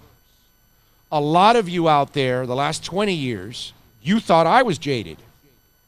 Oh, no, he's going to be negative about it. No, I'm just going to be objective about it, and it happens to be negative.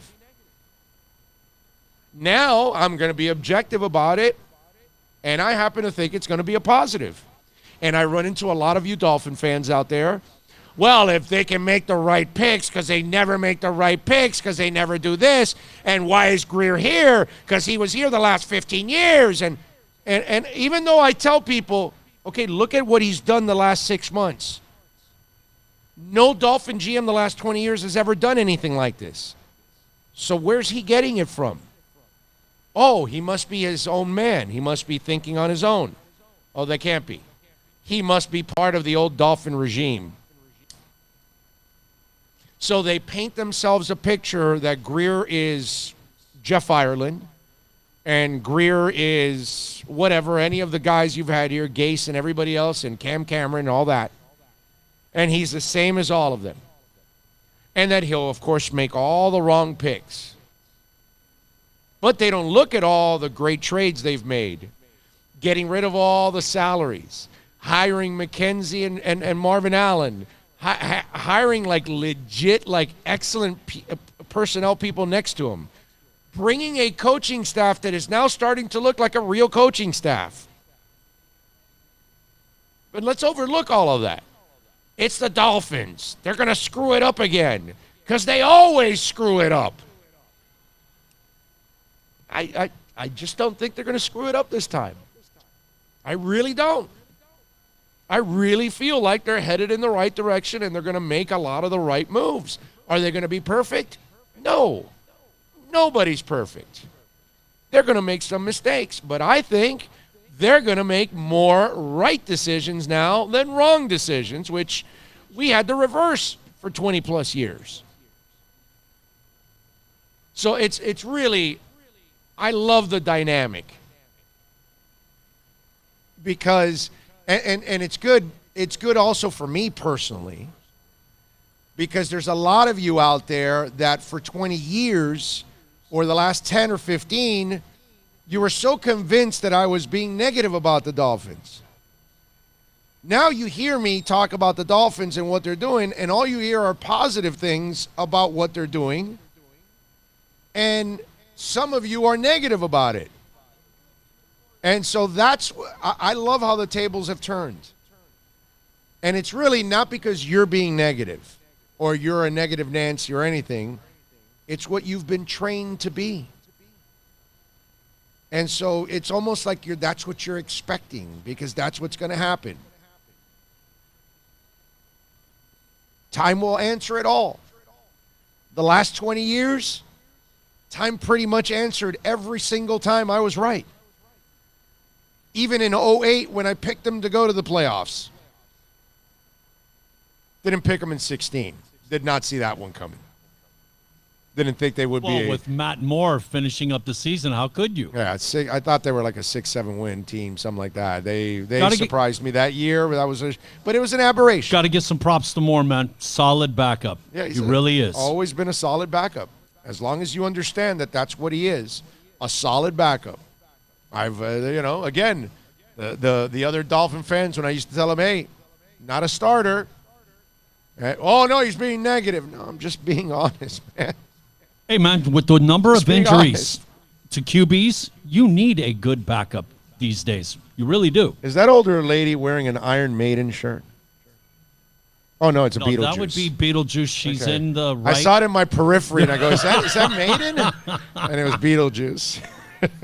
Whoa, what is that, man? You confuse Beetlejuice for Eddie but I love, with the angle, huh? I love how the dynamics have changed, how some of you out there are just waiting for the other shoe to fall. And I'm just not. I'm not. But, can you not blame him, man? Look, like you're saying, the track record, how many years? I get it. You know? Yeah, but don't go with track record. Think for yourself. You know what, though? It's hard. Look at what they're doing. No. Look at all the trades. Look at again yesterday. Yes. You have all that cap space. You're not doing anything with that cap space. Oh, well, now let me create a 5th-round pick with that cap space. Oh, Mr. Talib, thank you for joining the Dolphins. No. You don't need to come to the facilities. We'll send you your money. Keep rehabbing. Thank you. I mean, these things, this is not normal. It's just not normal. You strip your team, right? and you start finding other guys off of rosters to help you, very Patriot-like. Mark Walton, Taco Charlton. Taco did pick up another sack this week, correct? Yes. Is that 3? Yes. That he's got? Okay, so I'm just saying. Wow. Vince Beagle was part of that trade for Kiko Alonso. Vince Beagle has been way more productive than Kiko has. These are things that, again, if you're jaded and you don't want to think about it, then that's fine. But if you start to really think about it, you're going, well, wait a minute. These guys are, they've pared it down, and now they're finding some guys that you may be able to build on, and it costs you nothing. I don't know what Nkemdiche is going to turn out to be, but he's a former first-round pick. Now they got him healthy off that knee. They got him to lose all that weight that he needed because he gained weight because of that knee injury. Maybe you make him a player. Can you imagine if you get 2 guys for your D-line and Taco and Nkemdiche? 2 first-round picks from waivers? Yes. From waivers. And you get your starting running back also. I'm sorry. Did they used to do that here? No. You know who does that? In the middle of a season where you're paring down the team, getting rid of all the bad salaries so you could start to reset the team next year, you're already getting ahead on the game for next year by having a running back, by adding a defensive lineman, something you desperately needed. Doesn't mean they're not going to draft a guy or 2. They are. Taco Charlton is not going to be the piece, but he will be part of other ones. Now, you know who takes things that don't look like anything and turns them into something, a commodity that they're working for the team? The Patriots. No, they do that all the time. Vincent says, I'm excited about the fact that the Dolphins are setting up to take over the AFC East once Brady and Bell are retired. Yeah, I'm with you, man. Oh, you have to look at this. I just got up because I got to put stuff on SoundCloud. In the last 24 hours, that number, it's like record-ish. Yeah, it's you guys are awesome. Yeah, you guys, thank you for spreading the word. Thank you for downloading like you guys have and supporting and spreading the word and telling everybody about us. It's been amazing, and we're growing every single day. And we're gonna do something special here. It's gonna be a lot of fun, and we're gonna grow together. This is gonna be your show. That's what this is all about. This is the show that the South Florida sports fan. And you don't have to live in South Florida, but if you're a South Florida sports fan living anywhere in the world, this is the show that you want to be a part of. Because we're going to talk about everything, we're going to give you insight on everything, and we're not going to leave out any sport. That's the other thing. We're going to be you're going to get your Inter talk, just like you'll get plenty of Dolphin talk and Miami Heat talk and Canes talk and all that good stuff. This community that we have. Saturday night, you want to say something about what's going on with the guys coming into town and everything? Yeah, the gathering this Saturday. We'll do that later. We'll do that tomorrow and Friday. We'll do more of that because it gets closer to the event on Saturday. But yeah, we're looking forward to it. We'll be at Bo Campers in Miramar, if I'm correct. Bo Campers in Miramar for the Dolphin get together, or the what's it called? The exact words are. Send it to me. If you're in NorCal, if you're listening or watching, what's it called? Dolphin Weekend, I think it's called, or something like that. So it's going on this weekend, and they're already in town. Already, a lot of the Dolphins to get together. Thought I saw them at Jackson's yesterday, and that's some good ice cream. Jackson's. Oof. That's a fantastic place. All right, let's talk about Choice Mortgage Bank, because Michael Kodzi and the amazing people at Choice Mortgage Bank, proud sponsors. Folks, you're dealing right now with a current mortgage company. You want to buy a house or a condo and live that American dream, and you're looking for the right mortgage company, please call Choice Mortgage Bank. Proud sponsors of ours for over 9 years. Lots of our listeners have been going to Choice Mortgage Bank. Call them right now. You got the owner's personal cell number, 561-441-2300. 2730, and they do it all: wholesale, conventional, residential loans, condo loans, reverse mortgages, jumbo loans, FHA, VA loans. We can get you into a fixed mortgage rate under 3.5%. Call Michael Kotze right now. Save it on that cell phone. 561-441-2730. America's safest and best-selling compact luxury SUV is at Acura of Pembroke Pines, and this is how we do it. RDX, $339 a month at Acura of Pembroke Pines, the #1 volume Acura dealer. No one expects to get into a crash, but I expect you to go to accidentlawfirm.com if you do. Make sure when hiring a driver, you go through a rideshare app so that you can be covered by the insurance, which can be up to $1 million whether you're a passenger or a driver. In other words, don't try to save a few bucks by paying cash instead of going through the app. I'm attorney Bobby Nunez from Nunez Law in Miami, and we're here to help you through the process. Go to accidentlawfirm.com for a free consultation from me, Bobby Nunez. That's accidentlawfirm.com.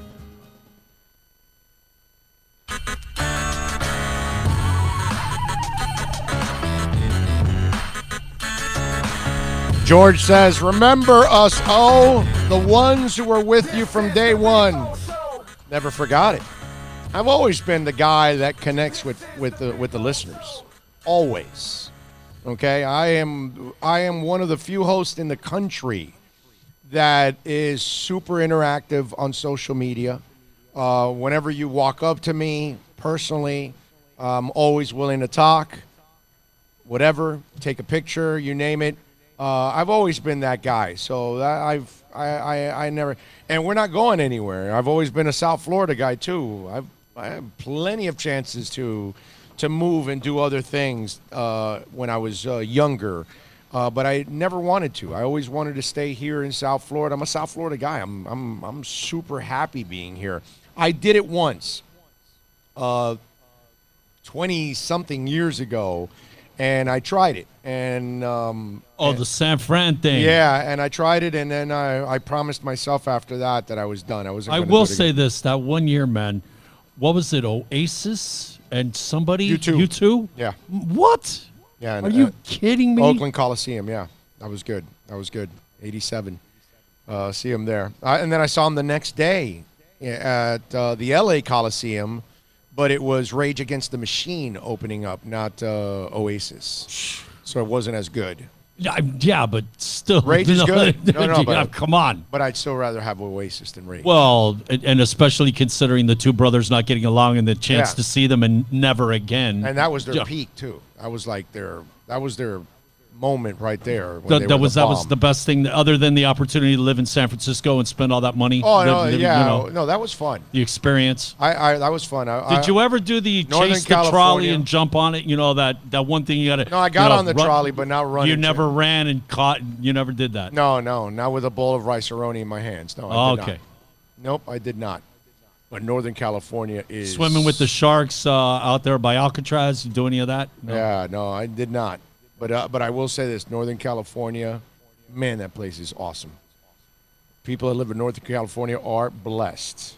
Myron says, I always share your show. Thank you, Myron. I appreciate that, my man. Thank you for your loyal and incredible support over the years, which Myron, I still have Myron's book that he gave me of 1,001 movies to watch. I still have that book, Myron, just so you'll know. Need to share that with Liz. Yeah, I talked to Liz actually 3 days ago. Yeah, I was on the phone with her the other day. She's doing good, man. I miss Liz. We had a good time with her. Anyway, if you want to get in on the accidentlawfirm.com text line, it's 786-322-1105. Yesterday, somebody was asking me about X and not playing as well, and I told you, well, he's been injured. He's been dealing with knee swelling, right? Well, yesterday, the Miami Dolphins placed him on the IR. He's done for the year now. And this is the year you want to do. X doesn't need to prove a damn thing. Okay? I know what some of you are saying. Well, man, we don't have any corners. Now you take out the only guy that can actually cover somebody. But he's dealing with an injury. He's been dealing with it for weeks now. On and off, trying to play and not play. The fact that he tried to play this week and then he gets placed on the IR after being out for a couple weeks shows you that he was trying to rehab, shows you that he was trying to play, shows you that the Dolphins weren't just mailing it in. Because, of course, you know, the silly notion out there is, well, Brian Flores is sitting on the sidelines designing plays to give games away. Yeah, Hearns running to the end zone the way he did, taking on all those tacklers. That looked like tanking. Yeah, no, up 14-3, yeah, you're tanking. And no, X-Men is not injured. No, they're putting him on the IR because they've got – it's so lazy to just lean on that they're trying to set things up so they can fail. It's so ridiculous. It was a bad call by Flores.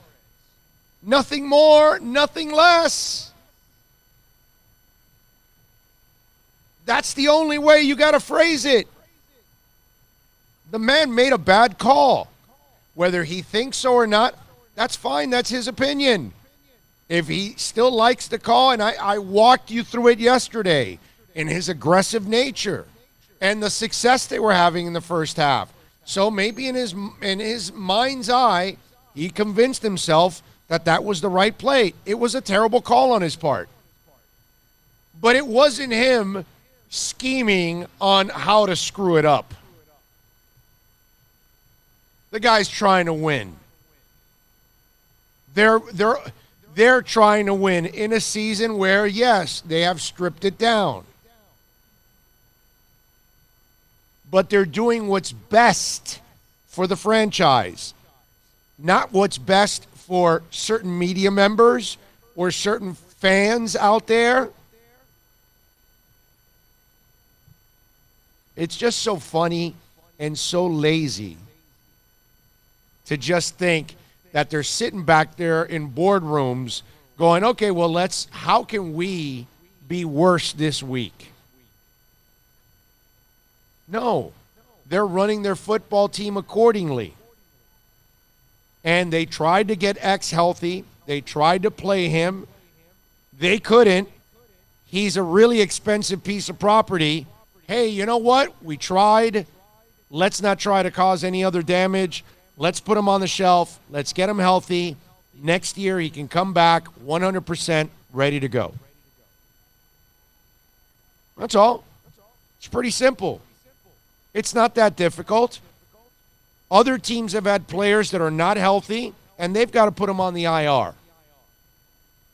But only the Dolphins can be tanking, not the Bengals, not the Jets, not the Washington Redskins. Let's see, I think I wrote that down today. Not the 1-7 Redskins, not the 1-7 Atlanta Falcons, not the 2-5 Tampa Bay Bucks, not the 2-6 Denver Broncos, not the 2-5 Browns, not the 0-8 Bengals.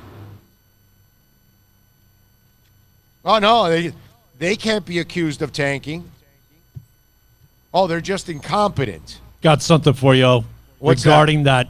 Yeah, we're tanking on that play. You know, who's this? This is Mr. Flores talking about that defensive call right before the half that, yeah, was boneheaded, but there's, a rhyme to the reason?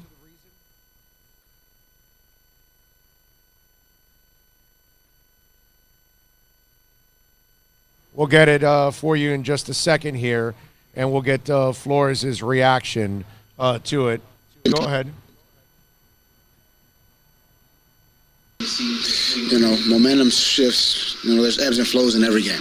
So, you got to deal with, that's part of playing, in the National Football League. So, look, if you can't deal with, a momentum shift, then that I want to be aggressive. We can second guess a lot of calls, and I'm not going to second guess that one. I think we'd had success with the call, and they made a play. But at the same time, it's 14-10 at halftime. We had opportunities in the second half. We didn't take advantage of them. I'm not going to sit here and say that was the play that was the detriment of the game. We turned the ball over 4 times. So as a total team, we didn't do enough to win the game. And and it's easy to look at one play and say that's the one. But there's 150 other plays in the game. There you go. And like I told you yesterday, they didn't score any more points in the second half. So whether they gave up 3 points, 7 or no points on that play, they still had a whole second half, and something tells me Pittsburgh would have scored enough points to win that game anyway. We can go all crazy about it. It was a terrible call. I'm with you all the way. I'm a Brian Flores fan. I like what I see from the guy. I like how he coaches overall. He's not going to be perfect. Not every coach is going to make. You could love Andy Reid, and there are people that just say they don't get convinced by Andy Reid, and he's a hell of a coach. And Bill Belichick is the best in the business, and he's going to make mistakes too. Overall, I think Brian Flores has done a great job. That call on 3rd and 20 was terrible on his part. Terrible.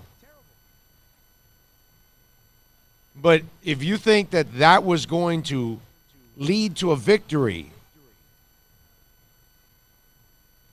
I mean, that's why it bounces off of Nick O'Leary's chest and turns into a turnover, because these are things that mediocre teams do. And that's what Miami is right now.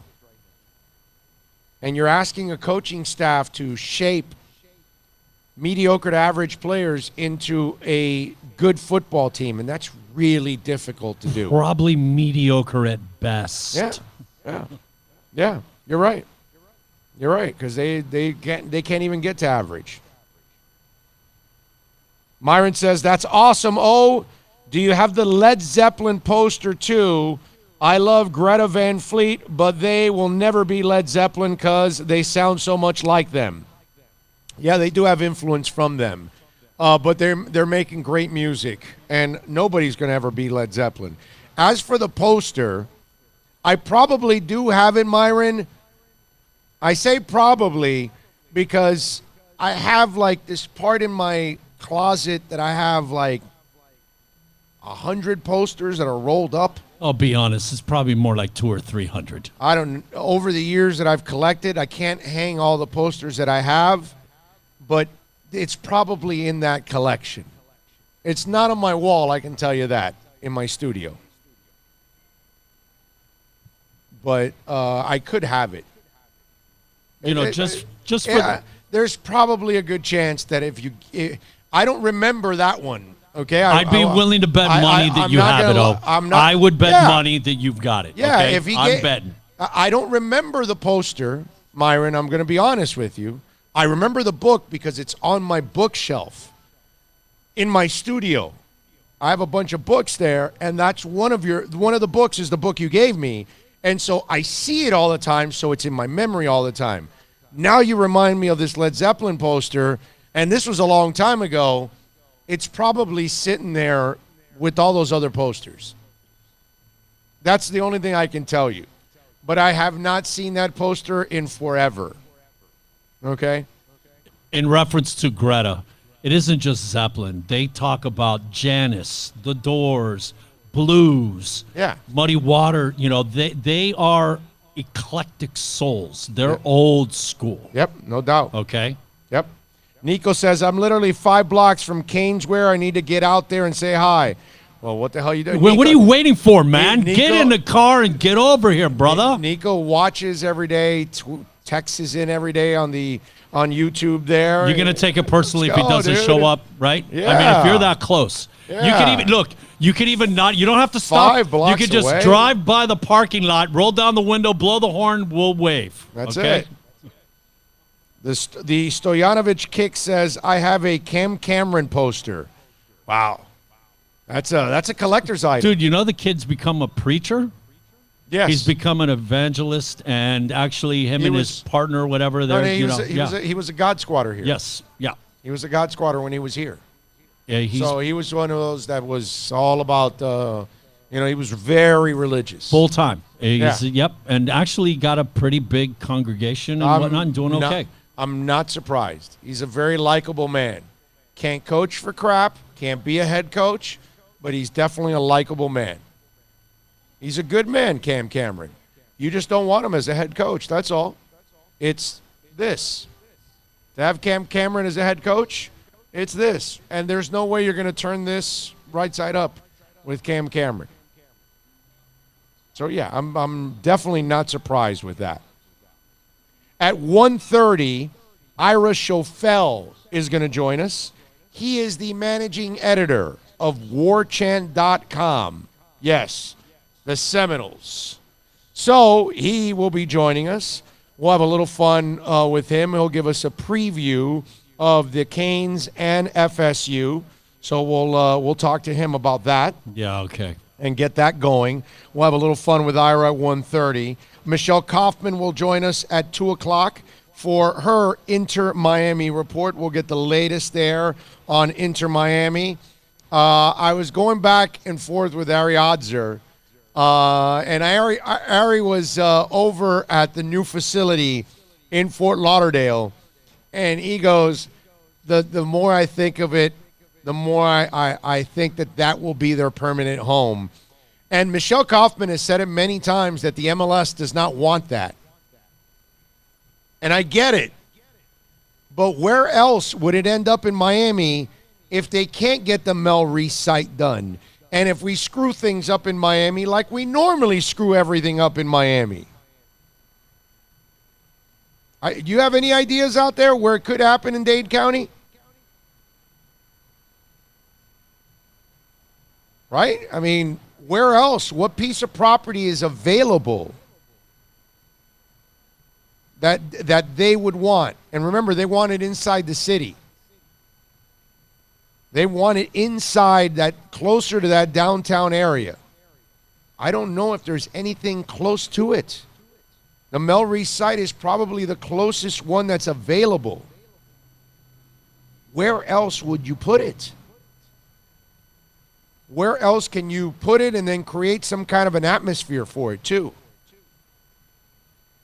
I'll tell you, the people in Fort Lauderdale, they've got to be, one, laughing their asses off because they're getting a soccer facility without spending any money. And Broward, as you know, never really spends any money. The only reason they spent money on the arena is because of Wayne Huizenga having all that power and influence in Broward County. Outside of that, Broward and Palm Beach never really help out pro sports. So they're already laughing about that they're getting the facility and they'll get the USL team and they'll have the MLS team at least for the first 2 years. But secretly, they must be also laughing their asses off because there's a good chance that Dade County and Miami will screw things up, and then the soccer team never really ends up in Miami, and they do end up in Broward. Wow. Now, that would be a trip. Without even trying, they end up getting the MLS team. So where else would you go in Miami?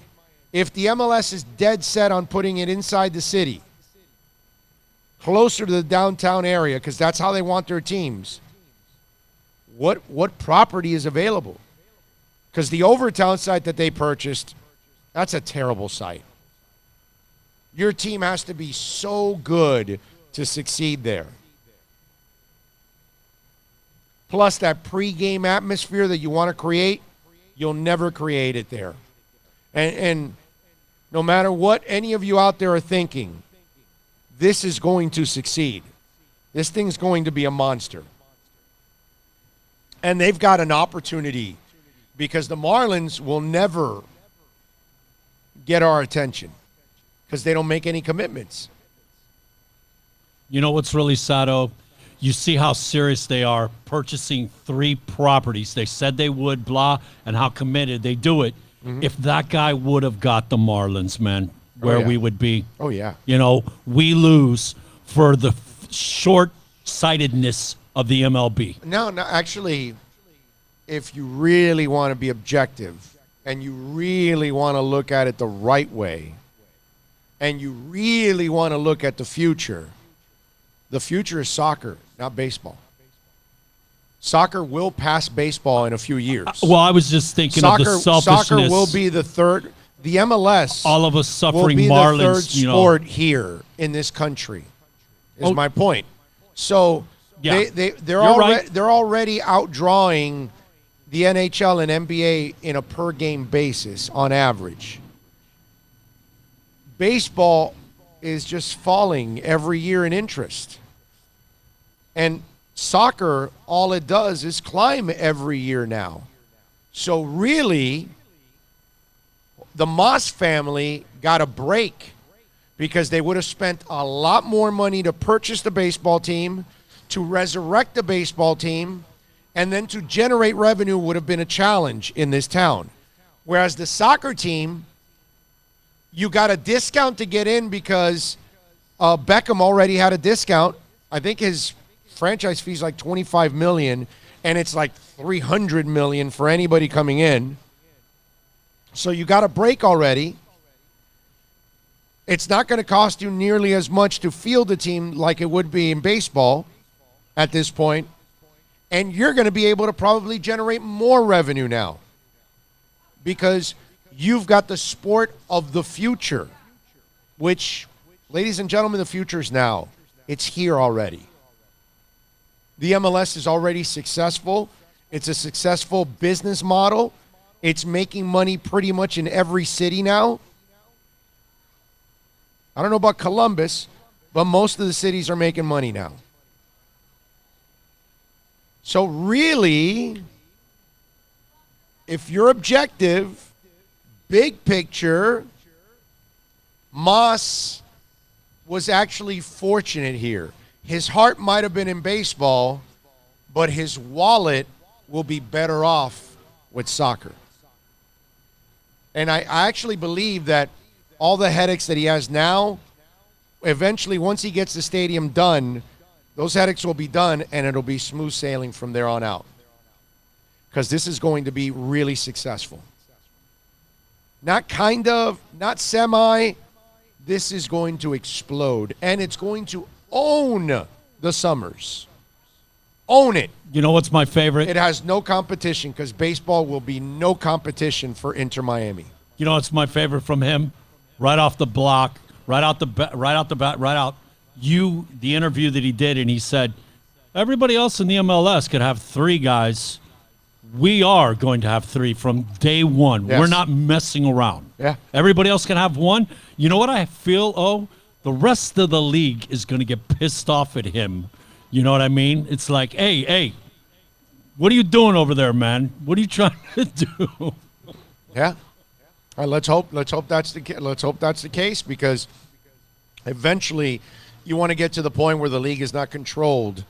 The teams aren't controlled by the league, and that the teams have ultimate flexibility, and they can go out, and then the cap is way higher than it is now, so they can go in and have the kind of pool for all kinds of international players to come here. That is the only way that we will get higher in this world ranking, correct? Right. And actually, it will touch and improve our international U.S. team, correct? Yes, definitely. Instead of sending our guys overseas to get better, they can actually stay here and play with all kinds of stars and get better. And that's exactly what you want.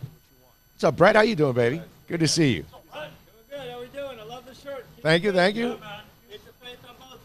You know it. Canes wear. It's a spot where we shop right here. Canes fans, baby. Dolphin fans. Inter. We were talking about Inter. You can get the Inter stuff here, too. Jerseys are coming, huh? Can't wait. 2,000? Wow, they're ordering 2,000 jerseys. Well, $19.99 because one of them is for me, for sure. I mean, I'll be here to buy one of those jerseys. They look awesome. I know. They got great colors. I know, they do got great colors. You know, I think it's the heat of proof itself. Yeah. Yeah, and the Heat is you got to load up on Kendrick Nunn jerseys now, not just Tyler Hero. How about that? Yeah, I just added him to my fantasy team. Yeah. Yeah. I know. How about that? Riley and a youth movement. Is that amazing? They needed this youth movement. Because we were just, like I talked about this earlier on the show, we're just waiting for those contracts to expire, the bad ones. I kind of compared it to the Paradise at the Dashboard Light song by Meatloaf.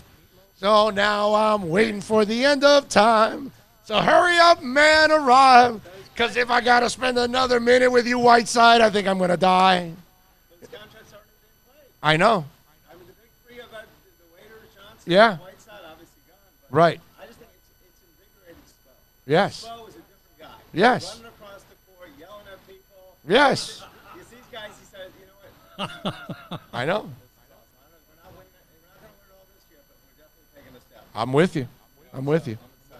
I'm with you. All right, keep up There you the go. work, guys. Right, Gittleman, get out here, man. Caneswear, let's go. 2511 South University Drive in Davie. Come on out here. We'll be out here till about 2:30, giving you about 3.5 hours of a broadcast, which is a beautiful thing. And we thank the folks that have already come by to say hi. Always thank you for that. Although, who was it? Which one of you said it on this thing? Nico. You better come on out here, Nico. You're close by. Come on, man. Come on, Nico. You gotta show up, dude. Like I said, he doesn't. All he's got to do is do a drive-by. That's it. Like, roll down a window, blow the horn, hey, we'll wave, and that's it. Just. Are you a fan of Train, the band? A little drive-by. That's all. There you go. How many people are using Train references on programs, huh? Oh, that would be only you, sir. Yes, only me would use Train drive-by. There we go. Anyway, 786-322-1105. 2 hours down. We got one more to go. Let's take a break here. Let's reset for hour number 3 right here on the Big O Show. Plus tax, tech title. It includes $8.99 dealer fee on approved credit. Offers end 11/10/19. Over 1,500 Toyotas are on the ground, and truckloads of new 2020 Toyotas just keep on coming. To eliminate all 2019 models, Toyota of Hollywood is holding the ultimate 2019 model year changeover event. Make us an offer, any offer, and you can buy a Toyota at up to 50% less than their original MSRP when new and used. 50% less. A pre-owned 2019 RAV4, not $30,000, $19,775. A pre-owned 2019 Camry LE, not $26,000, $17,775. A pre-owned 2019 Corolla LE, not $22,000, $12,775. Pay up to 50% less at Toyota of Hollywood, the #1 volume Toyota dealer, based on total retail sales of new Toyotas in the Southeast region for 2014 to 2018 per SET, on 441 between Hollywood Boulevard and Sheridan Street. Open till midnight.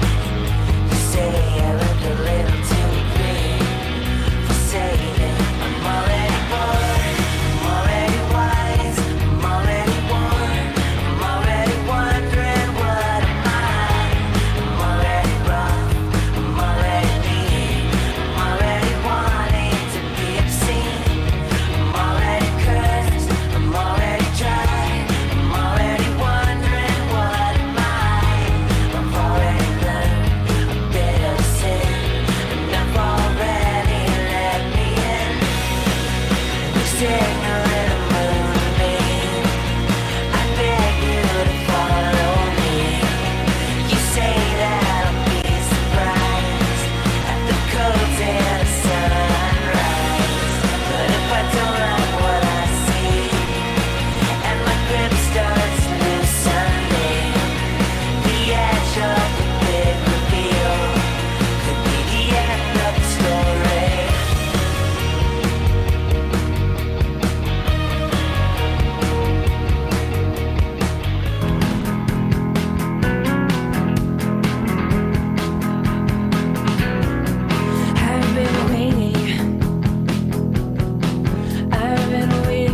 moment all my life, but it's not quite right.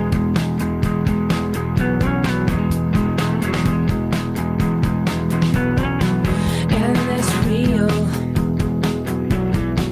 is impossible, if possible, that whose blind word so clear but so unheard.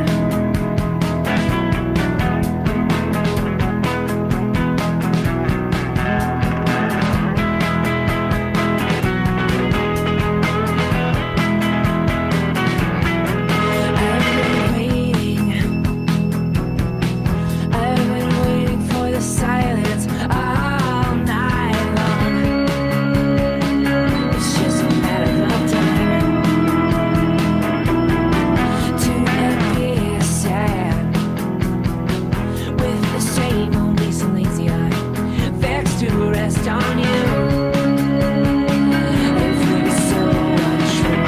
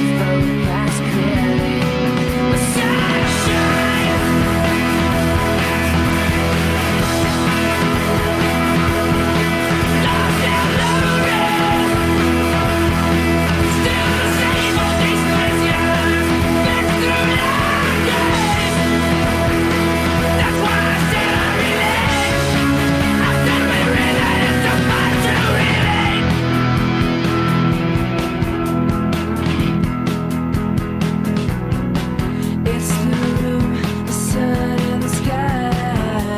The room, the sun and the sky.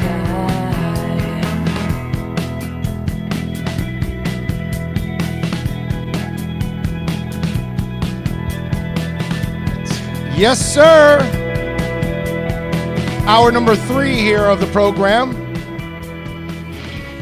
Just because it's hour number 3 doesn't mean that it starts right at the top of the hour. That's the beauty of having the flexibility we have here. We can do what we want. No. We were on the air 2 minutes before. Yes. And we went past the first hour. Yeah. And we went past the second. And I guarantee we are going to go past. Well past on the third. Oh, yeah. There's no doubt, because Michelle Kaufman will join us at the top of the hour to talk a little Inter Miami. We'll find out what's going on, what's the latest with Inter Miami, coaches, players, stadium, all that good stuff. So we'll do that with Michelle Kaufman here on the program at 2 o'clock. And then we'll have Ira Schofel from WarChant.com. He is going to join us in the next segment. 16 minutes. Yes, good dude, good friend of mine. Ira Schofel does an excellent job covering the Seminoles on a daily basis for WarChant.com. He's a Miami boy. Like it says on his Twitter handle, I forgot where he said he was born, like in Washington or something. Let me see, I got to look it up again. Born somewhere, raised in Miami. So he's a Miami guy, but he's been living in Tallahassee forever now. He's been there forever covering the Seminoles, and obviously for you Seminole fans out there, you know who I'm talking about when we talk about Ira Schofel. Really good dude. So we'll have some fun with Ira. We'll get his thoughts on the Seminoles and where they're at and what he's expecting from this game as the Canes are going up there to visit the Seminoles and hopefully get a win. It would be nice if they can get a win. Jaron Williams was named the starter today, so Jaron will be the man up there in Tallahassee trying to lead the team to a victory. Feel good about that. Yeah. I'm glad that they put. I was just talking like about you that always with talk Brett. about accuracy. Yeah. The kid is just bottom line more accurate than Nkosi. Yep. Born in Baltimore. That's what it is. Raised in Miami, born in Baltimore. In fact, on his Twitter handle, he's got a picture of Cal Ripken and Palmer and Eddie Murray. Baltimore, right? Orioles. Yeah. Like, did he come down here for a spring training and go, hey, we got to move there? Maybe. Or maybe the parents were the Oriole fans, and they're like, all right, we're going to move down to Miami. I'm just saying, Bobby Maduro, you know, we like it here. Hey, man, I spent plenty of summers not summer, springs at Bobby Maduro watching the Orioles up against. I was going to say, you'd be sitting there by yourself unless there was a concert that evening. Yeah, no, exactly.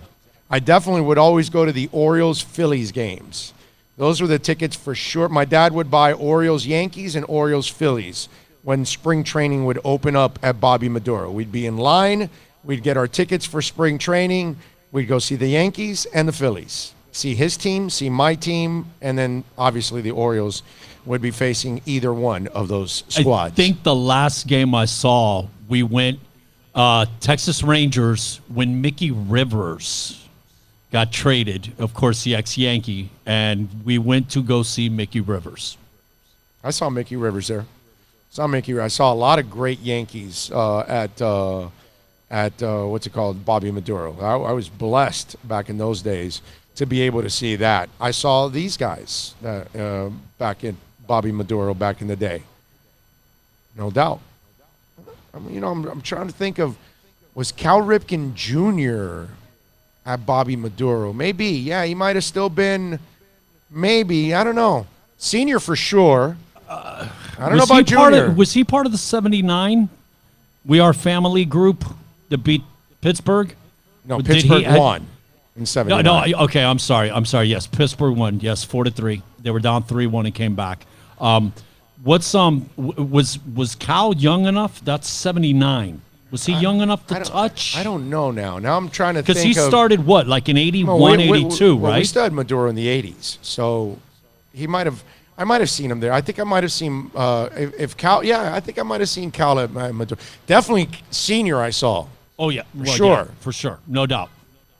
Now junior, yeah, I think I might have seen junior. Man, might have still been around for. Maduro might have still been around. I got to look that one up. Anyway, if you want to get in, 786-322-1105. Tonight, we'll see what happens in the World Series. We got Game 7 of that World Series tonight. We got the Panthers back in action tonight. They're at the Avalanche. They need to bounce back after getting their butts kicked. What was it, 6-2, 7-2? What the hell was that score? That would be a 7-2, right? sir. 7-2 it was? Yeah, Man, yeah. That was... What was it, 4-1 after the first? Yeah. It was, we were, well, they scored 3. You know what? It 7-2. It reminded me of the second period, the way we scored 3 goals to start the second period, the beginning of the game. First period, no waiting, 3 goals in like the first 3 or 4 minutes. Yep. Go Gators chimes in. R.I.P. John Witherspoon. I am with you. I tweeted that out earlier this morning. We lost John Witherspoon, the comedian and actor, at 77 years of age.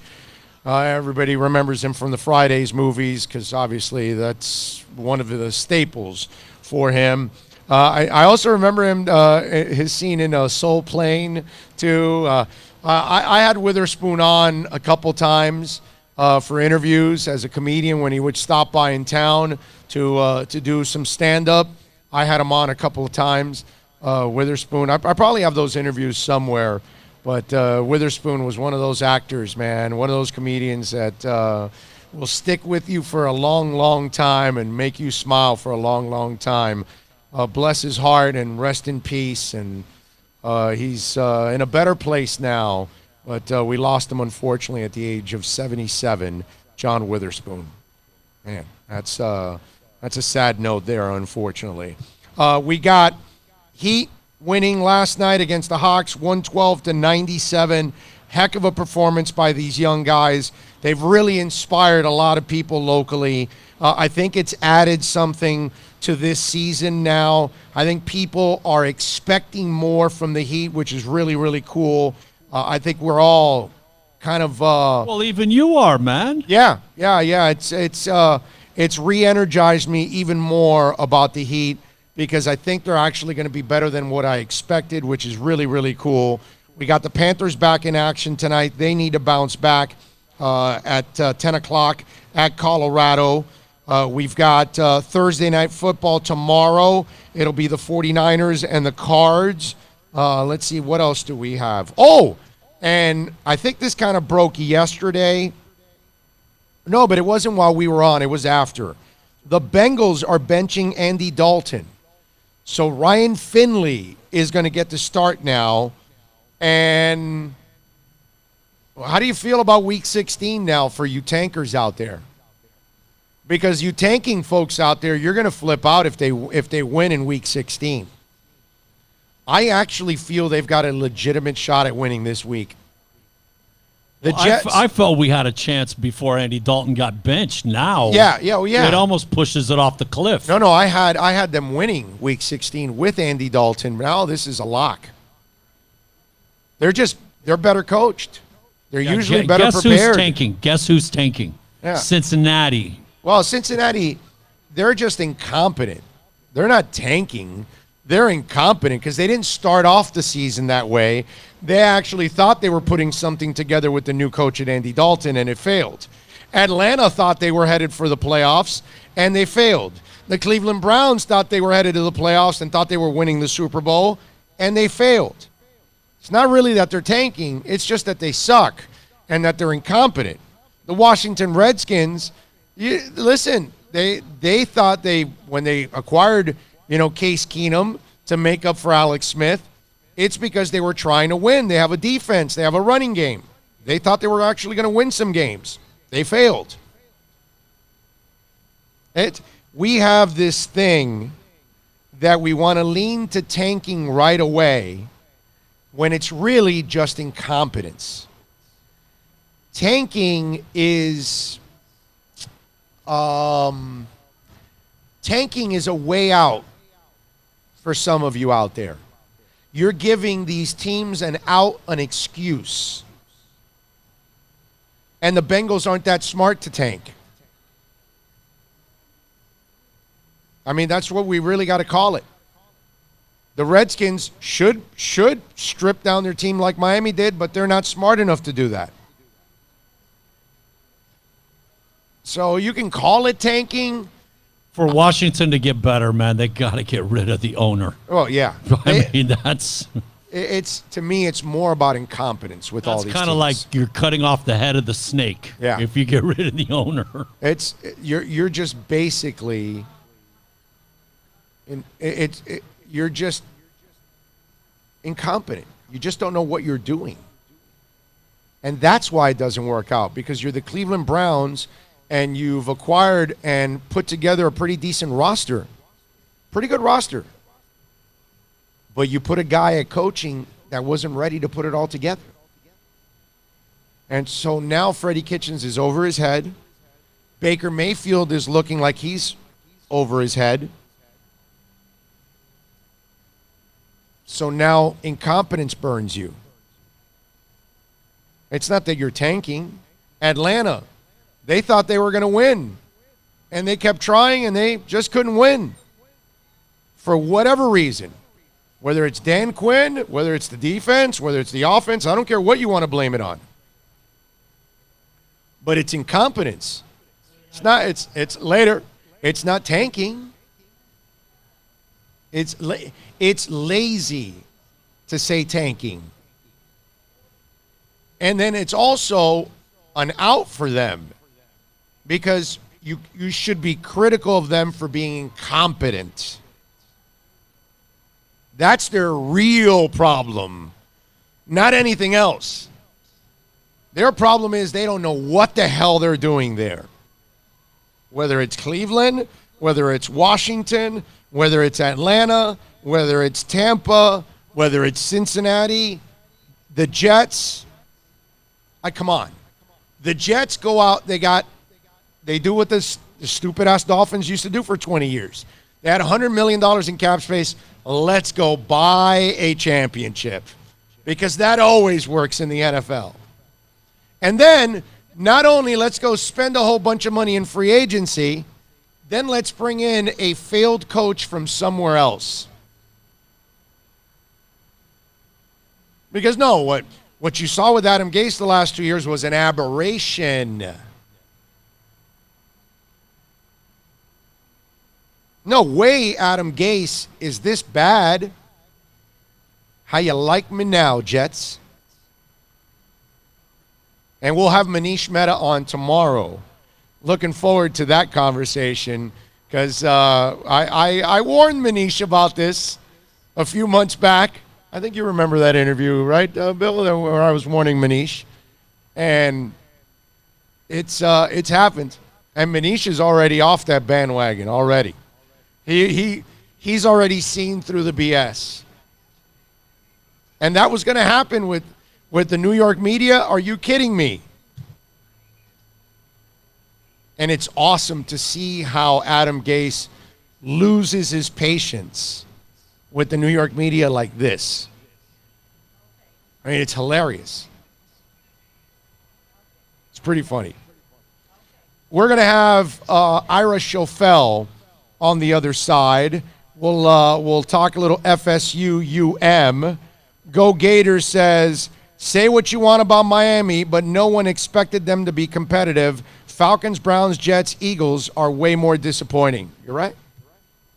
You're right about that.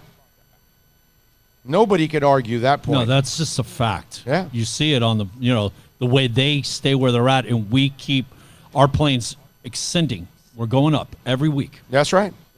And Craig Zinn Acura Pembroke Pines has been doing it for 9 years in a row. That's why they're the #1 Acura dealer in the Southeast United States, baby.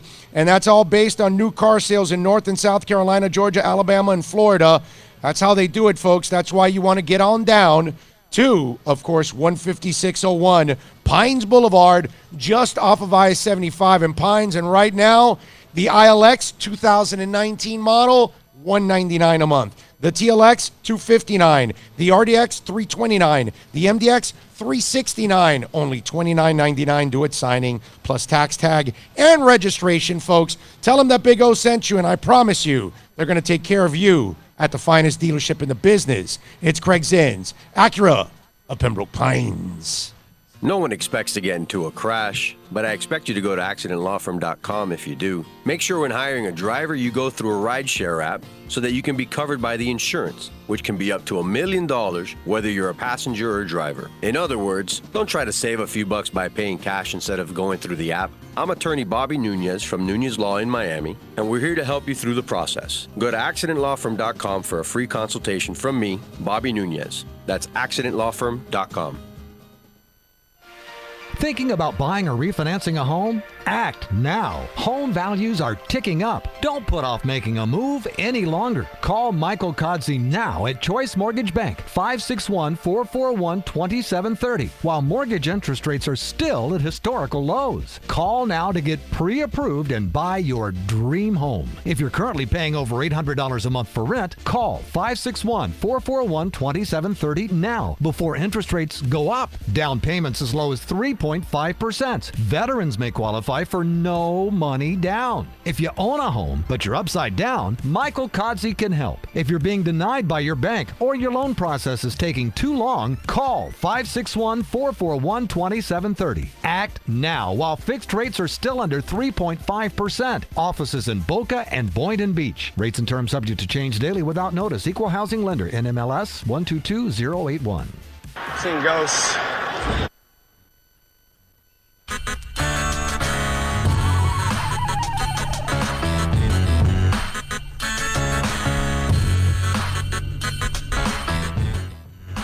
This is the Big O Show. This is the Big O Show. All righty, Miami will visit FSU this weekend. We promised you we're going to talk a little Miami and FSU with my man Ira Schoffel, the managing editor of warchant.com. You could follow him on Twitter at Ira Schoffel. Ira, Good afternoon, my friend. I'm coming to you live from Caneswear, baby. Glad to be here, man. How you doing? It is good, man. It is good to have you on this week. It's good to talk a little FSU Miami, especially when we're here at Caneswear, which is always good here in Davie. So how is year number 2 right now for Willie Taggart? Has he done any convincing? Because last year was rough, and this year it's not that much better. No, not any convincing. You know, you have there's probably a large percentage of the fan base that kind of feels like they've seen enough, and the question now is, when can they move in a new direction? There's another probably substantial group of the fan base that feels like, okay, he needs more time. We have to reconcile the fact that the program was in bad shape when he took over. It's only been a year and a half, a year and 8 games. So it's probably unfair to judge him too harshly. But at the same time, there are things you could point to and say, okay, well, that doesn't look right. Didn't like this decision here. Didn't like the way they wasted time out there. People are kind of gathering information and trying to figure out what they think. But the reality is, it's really rare for a coach to get fired in 2 years. So I think most people expect he'll be back next year. But it would really help things if he could finish strong. If he could beat a rival like Miami, if he could do something down the stretch to give people some reason for hope, it would mean a lot for him just in terms of getting some momentum going into the next year. Right, because from an outsider's point of view, and we're in year 2 now, okay? Year 1, it was, disastrous. There was a lot of stuff going on. I'm watching year 2, and I got to tell you, it doesn't convince me that they hired the right guy. And I would imagine that a lot of that is going on there in Tallahassee. Yeah, no, there definitely is. I mean, they made some changes to the coaching staff. Part of the problem was he really hired he did a bad job of hiring that first staff. And part of it was because he got hired in early December. They had that first time with that new early signing period in late December. And so he kind of rushed and made a lot of quick hires. And he swung and missed a lot. And so this year you bring in a new offensive coordinator on Kendall Briles. You have a new special teams coordinator on Mark Snyder. And those areas have gotten better. I mean, the offense is not the greatest thing ever, but it's so much better than it was a year ago. I mean, you saw it last year. It was a disaster on offense for them. So that's better now. You've got some better assistant coaches in a couple of positions. They've got better. The problem is the defense has been really bad all year. They brought in Jim Levitt, the former USF coach, to be a kind of an analyst to help out. And I think he's helped some in the last few weeks. But when you really played a good team in Clemson, you just got blown out. You weren't even competitive. So, again, the Miami and Florida games are the 2 really last opportunities this year. Not that, Miami's obviously not where they need to be either, but it's 2 rivals, 2 teams with comparable athletes. He needs to show something in these 2 games. No, I mean, now – beating Miami is showing something, because that's the one thing I look at this game, Ira. And whether it's either team, I was talking about this yesterday, it's 2 terrible teams that you have no idea what you're going to get from them. It could be a blowout from either side. It could be a high-scoring affair from each one. It could be a low-scoring, penalty-filled, mistake-filled game. That's the screwed-up part about 2 mediocre programs when they're meeting up and it's a rivalry. You have no idea what the hell you're getting from these 2. Yeah, what Manny and Willie needed was for this game to be the season opener on Labor Day, like it used to be those 2 years, where it would be like a close game and everybody would think, oh, that was a great game. Then you realize, no, both of those teams are pretty bad. But now playing it this late, we've already seen what they are. But it would still mean something. At the end of the day, one of the reasons Jimbo Fisher is really, respected, I wouldn't say loved after the way he left, but the reason he's really respected is because he beat Florida and Miami. And the national championship is a big deal, no question. But even if there are some people who say, well, how much of that was Jameis and a rare group of players, because the rest of his time was not nearly that successful. But the trump card always is, yeah, but he beat Miami and he beat Florida. And he really, that carries so much weight. So Willie needs one of those. And again, it wouldn't prove that the program is in good shape. It wouldn't prove that he's going to be the answer long term. But it just would be something to hold on to, because right now he really doesn't have anything to hold on to. Where have they improved this year? What have you seen? Where's the growth from Florida State? Obviously the biggest growth has been on the offense. Kendall Browse has done a good job. I mean, when you consider the offensive line that they have and the quarterback play that they've gotten, I think he's done a good job of getting them to score against average to below average defenses. Now, again, they got basically shut out when it was all for all intents and purposes. They did nothing at all against Clemson, but against the average defenses, they've been able to score some points. Last year, they couldn't even do that. So that's an improvement. I also think that you're starting to see in the last 3 or 4 weeks, and I've written a couple things about this. You're starting to see them kind of move on from the players that they've given opportunities to. For example, on the offensive line, Miami is going to see. Now, I'm not going to say it's going to be great, but the offensive line Miami is going to see is very different from the offensive line earlier this season. They gave a senior Mike Arnold, a senior Abdul Bello, junior Juwan Williams, and a couple some older guys. They gave a lot of opportunities to prove that they could get it done, and they couldn't. So now, last week they started 3 first-time starters for the season. A true freshman, a guy who was a former walk-on, Andrew Baselli, Tony Baselli's son. He started. He's a junior, but this was his first start. They started another true freshman, Darius Washington, at left tackle, and they've been starting a true freshman, Dante Lucas, from Miami. So this is a young offensive line, and that's not a great situation going up against a team like Miami with their defensive front. But the flip side is I think it shows that this coaching staff is really determined to go young and go with guys that they feel like will at least fight, because the older guys, the holdovers, in some cases from Jimbo Fisher, those guys were not competing the way you need to compete. We're actually hearing a lot of the same things here. Some of the guys are left over from the Mark Richt thing. They've got to weed those guys out. And same issue here. It's going to be a young offensive line for Miami also. You got some guys there that are newbies, and they're getting experience this year. So what kind of defensive line are they facing, Ira? Florida State's got a very good defensive line. It's big, but it's not super athletic. They basically switched to mostly a 3-4 this year. Sometimes they'll play 4-man. They'll do both, but they played a lot of 3-4 this year, and they basically turned Marvin Wilson and Corey Durden, who came in as defensive tackles in a 4-3, into kind of big ends in a 3-4. And then they've got a massive defensive tackle in Robert Cooper, who's about 340 pounds. So they're really big. All 3 of those guys are well over 300 pounds. They're big. They're athletic for their size, so they'll get a push. The problem they have is those guys can't usually bring down quarterbacks by themselves. They're just not mobile enough. So they usually do a pretty good job of pushing the pocket and getting upfield. The question is, can they actually finish the sack and finish the play? But it's a solid defensive line overall. They've gotten some pass rush at times, usually against bad offensive lines. Again, like Syracuse last week, they had 7 sacks. But there's other games where they haven't had the pass rush at all. So that's going to be a good matchup. I would think Florida State would have a big edge there against Miami's offensive line. But if you've got a mobile quarterback, and I know Jaron Williams, I guess he's starting, and he's taken a whole lot of sacks. I would think a more mobile quarterback would be a better answer, because these guys get upfield, they can beat blocks, but they don't necessarily always finish the play. Ira Schoffel, managing editor for WarChant.com, joining us here on the program as the Canes get ready to travel to Tallahassee to take on FSU.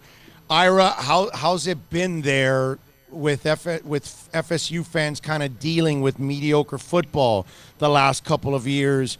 I know down here it's been tiresome over the years with everything that's been going on, and it's been going on longer here than up there. I'm just wondering how people are adjusting or not adjusting to mediocre football, because you're just not used to FSU being mediocre. Yeah, it's not going great. It's not going great.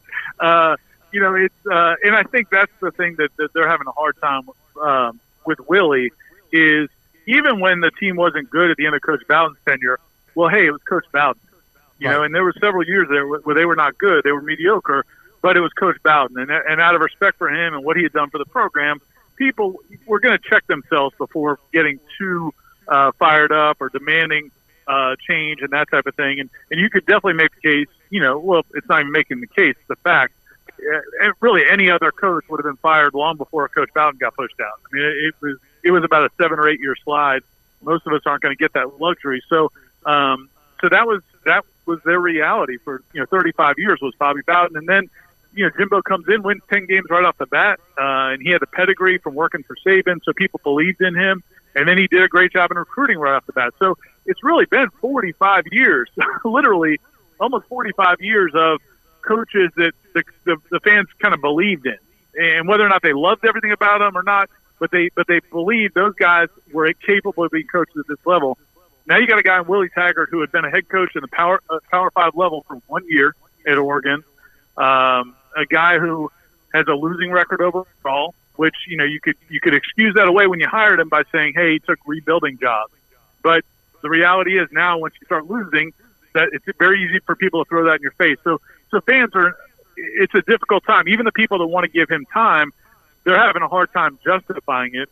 And the people who want him gone have plenty of ammunition. So yeah, it's a tough time right now. And really, that's what's going to be interesting to watch over the next 6 months or 8 months if he gets out of the season and continues coaching into 2021 or 2020, which I think he will, but it's not a guarantee. Is how do they get the fan base to stay bought in, to keep buying tickets? Because we see in stadiums across the country, college football fans are staying home more and more. How do they get them in? Because that's what drives the engine economically is people in the seats buying, buying the seats, buying the popcorn, making their contributions, paying for parking, all of that. The season ticket sales are way down this year. In his second year, what are they going to be next year? And then how does the athletic department handle that? So that's a big part of this. It's not just about the progress on the field, but can you get the fans to believe?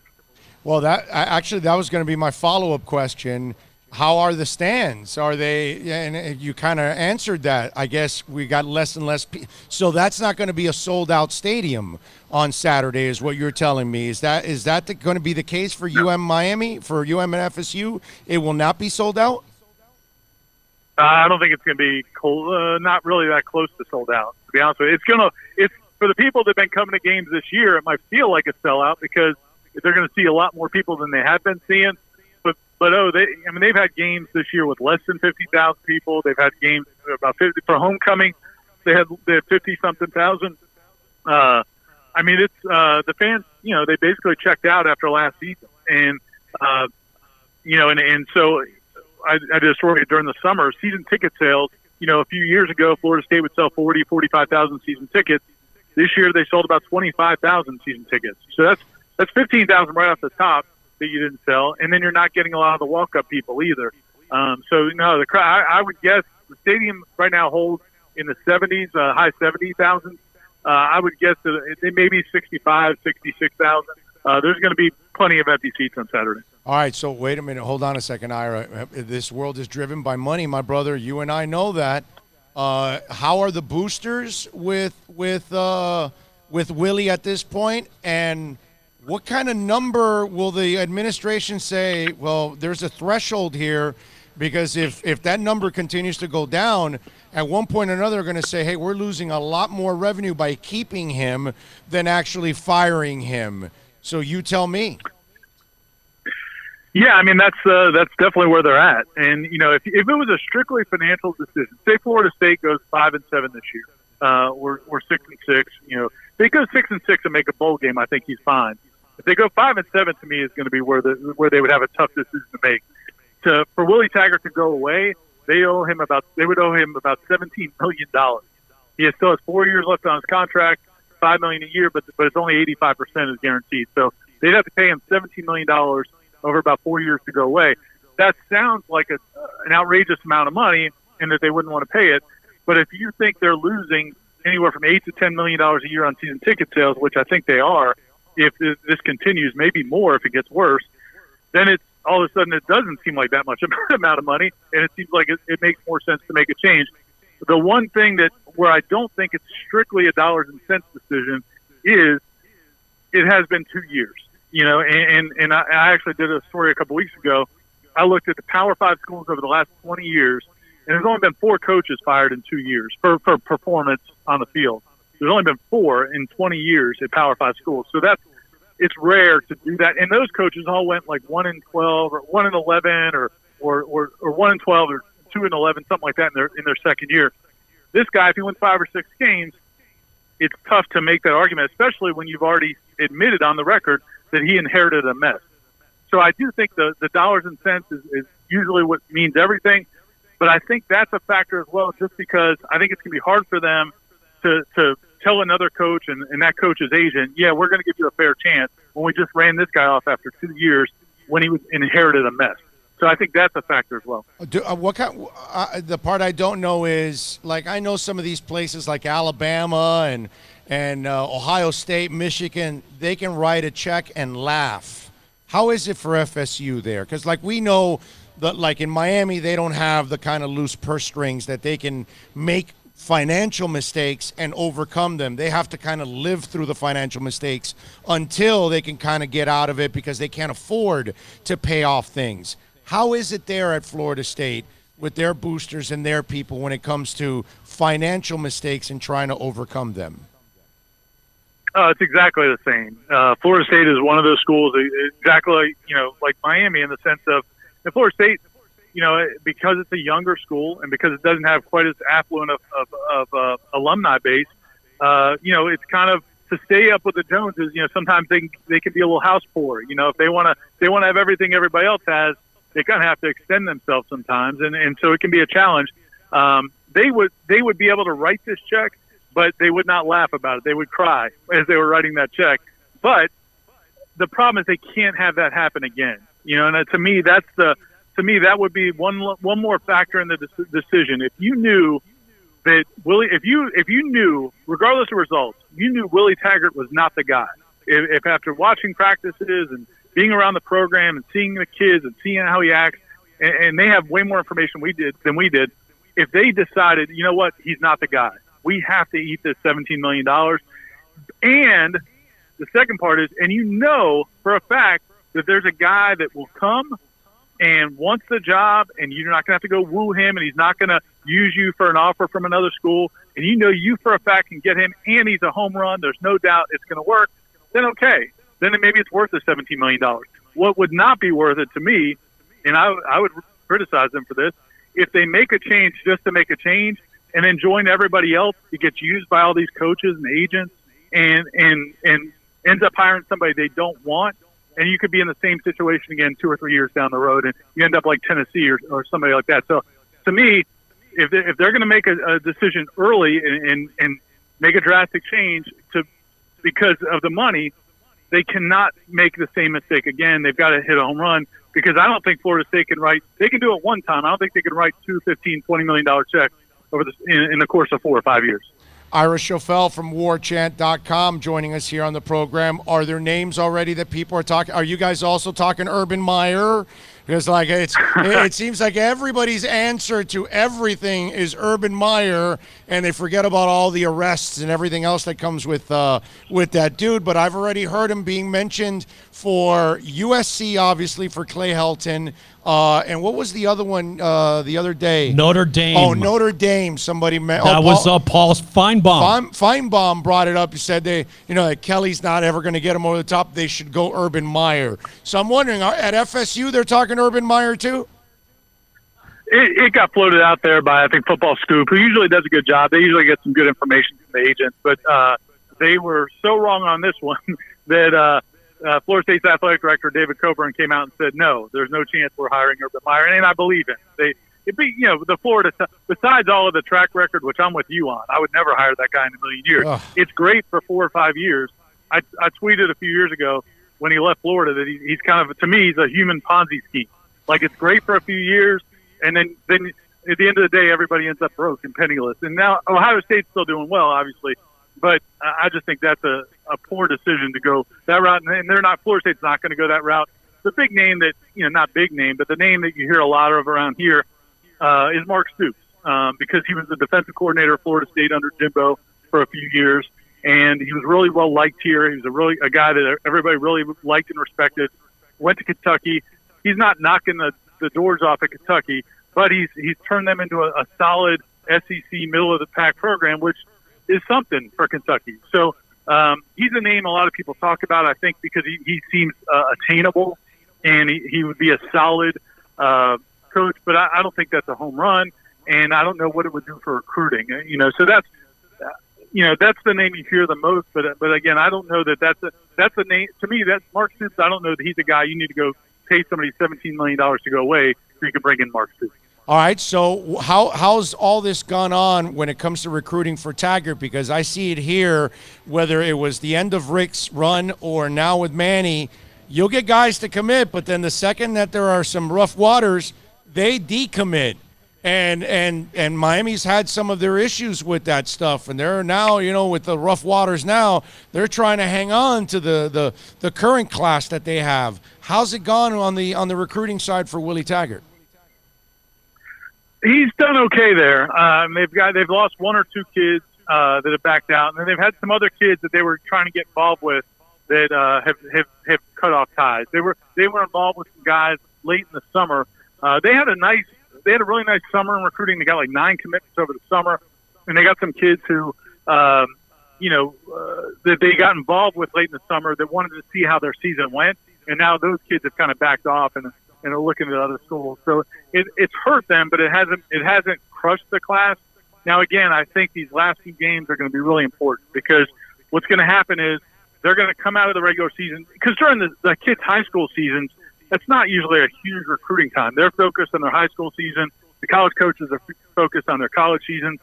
But as the dust settles on the season, on the regular season, I think any of the kids that they have committed that might be wavering, you're going to see other schools try to pounce right before signing day and say, look, that was year 2. This guy still can't get it done. Why would you go there? You're going to be playing for somebody else. He's going to get fired next year. And so I think they've managed to kind of stay unscathed for the most part in recruiting. But if the season finishes poorly and he stays on, I think that probably could change. Follow him on Twitter at Ira Schoffel. And for you Seminole fans out there, check it out at warchant.com. Check it out, subscribe, follow. What was the prediction on warchant.com? What happens on Saturday at Doak Campbell, my friend? I think we're pretty mixed. I mean, I think we all think Florida State. I think most of the guys think Florida State's going to win a close game. I actually think they might win by about 10 points. I think some of the changes Florida State's made in the last few weeks in terms of benching some of those older guys and playing some of the younger guys, I think is paying off for them. I thought they played their best game of the season against Syracuse last week. And I also, I've seen Miami's offense, and I don't know how well they're going to play on the road. So I'll give Florida State the edge, mostly because it's at home. But if it was at Miami, I'd probably be giving Miami the edge. You going to the Senior Bowl this year? I don't think so, brother. I would love to, but Florida State's been it's been lean since the years I used to be able to make it out there. They haven't been sending that many great prospects over there. No, you're right about that. Now that I think about it, yeah, Miami and FSU, man. It's so screwed up, man. UCF is like, I know that they're struggling this year. They've lost a couple games, but in the last 3 years, they're the best program in the damn state. And, now Florida's bouncing back now because they actually got a pretty good coach overall. Yeah, and to me, that's the lesson in this. When Florida State hired Willie Taggart, I think that they really liked the idea of getting a big recruiter, and they thought that was going to be the ticket. And everybody makes fun of Dan Mullen because he's not a great recruiter. And he's kind of, they say he's like a creepy uncle. He's not flashy and all that. But at the end of the day, at these state schools, I think if you put a great product on the field and you show you know what you're doing, I think these schools recruit themselves. I think, and again, to me, if Willie's going to turn it around, it's going to be through putting a good product on the field, not in recruiting. And, to me, that there might be a lesson there that Florida may have been and I think Miami probably did to some degree with Manny as well. Flashy young guy, charismatic. And there's Dan Mullen, who's kind of a, middle of the road, middle-aged white guy. And he may end up doing better in recruiting just because he's got a better product. Have you dealt with Dan Mullen? Just a little bit, not much at all. He's a nice guy, dude. I dealt with him several times at the SEC Media Days, and he came off like a really nice guy. So I can see where people would gravitate to him. So I kind of liked him overall, personality-wise. He just rubbed me the right way. Well, I got you. Well, where he loses, I think, and what the narrative is on social media when he's posing for pictures and stuff like that, that's not going to be his thing. He's not going to win that battle. But you're right. In the living room, it might be totally different. He's a goofy white guy. Of course he's not going to win that battle. He's got no swag, bro. Yeah. I mean, I get that. Some guys, like Manny. See, Manny has lots of swag. He's just not living up to any of the swag, but he's got lots of swag. So I get it that Manny will get away with more probably on social media and look more the part, and so would Willie Taggart. But obviously the dude at Florida, I get it. Now I understand the creepy uncle type of thing that you mentioned. Yeah. But again, when you deal with him and you talk to him, he's pretty likable, actually. And I know I shouldn't say that here in South Florida as a Canes or whatever. Bite your tongue. But I'm just, hey, you know what? I'll run something by you. We do a weekly segment with Manny Navarro from The Athletic, and he brought up something about the Canes, and I wonder if you feel the same way about FSU. He goes, the Canes program, for me, I'm convinced now more than ever, he says, that it needs, when you hire a coach, it has to be a guy that's proven, that knows how to recruit, that knows the ins and outs, that can expect everything, because this is a different type of situation. And when you bring a guy in that has to learn how to do everything on the job, it kind of sets you back. And that's kind of been the whole thing with Randy Shannon, with Larry Coker, with Al Golden. They all had to kind of learn, and the same thing's going on with Diaz. And Taggart had some experience, actually, so he wasn't stepping in with no experience. But do you kind of feel the same way as Manny does, that if you take over a program like Miami, does Florida State kind of need the same thing, that would be preferred, that you have a guy that takes over, that knows what the hell he's doing right from the get-go? I do. I really do. To me, the more I look at these assistant coaches that get hired, and, everybody wants to go from the Saban tree, or, they want to get these assistants from these great programs. But it's a big jump, and especially at a school like this. And I think, you've seen it with Willie. And, he had been a head coach before, but he hasn't been a head coach at this level. And I think even from a recruiting standpoint, everybody was so sure he was going to be a great recruiter because he's a young guy and he's got some charisma and he's pretty sharp and got a great smile. But he's never recruited against these guys before. Like, he had recruited against, when he was at USF, he could out-recruit against, Memphis or, whoever at that level. But he had never out-recruited a Jimbo Fisher or Nick Saban or, Kirby Smart. And so that, to me, that is a big jump. And I think the going the route of the young assistant, the young aggressive assistant, maybe if you surround them with a great staff and give them really a very veteran staff around them, I think that could be a ticket. For example, one thing with Jimbo's first couple years at Florida State were rocky. They lost some awful games his first couple years. He made a change on his staff that was huge. I thought in his third year, the year they won the national title, he brought in a guy, Sal Sunseri, to help as a defensive assistant who since he's been at Alabama and Florida. And you would watch him at practice. Jimbo's first 2 years here, he never talked to anybody. He would bark out all the answers. That year, when Sal Sunseri was there, it was a guy who had been through tons of the wars in the SEC and had been through everything. And you'd see Jimbo talking to him and listening to him and getting advice.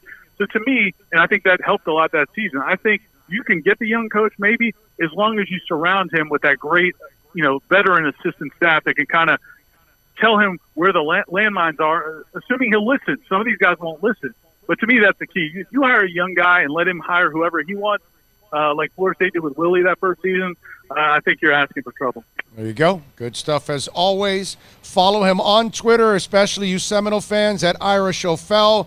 Catch his work as the managing editor of warchant.com. Ira, as always, studly work, my brother. Thank you for taking some time. And I'll be up there. I'll be going through Tallahassee on my way to the Senior Bowl because I always stop in Tallahassee for Whataburger. That's I gotta have a Whataburger, and Bill's never had a Whataburger, so he's. That is incorrect, sir. When we were in Jacksonville and did Greta, that's right. As soon as we got off the highway, that was our stop. Whataburger. And shortly thereafter, we went to Leonard Skinner and 38 Specials home. That's right. Yes, sir. That's right. So we will be going to Tallahassee soon, and we'll be hitting Whataburger soon, my friend. We'll see you at Whataburger, Ira.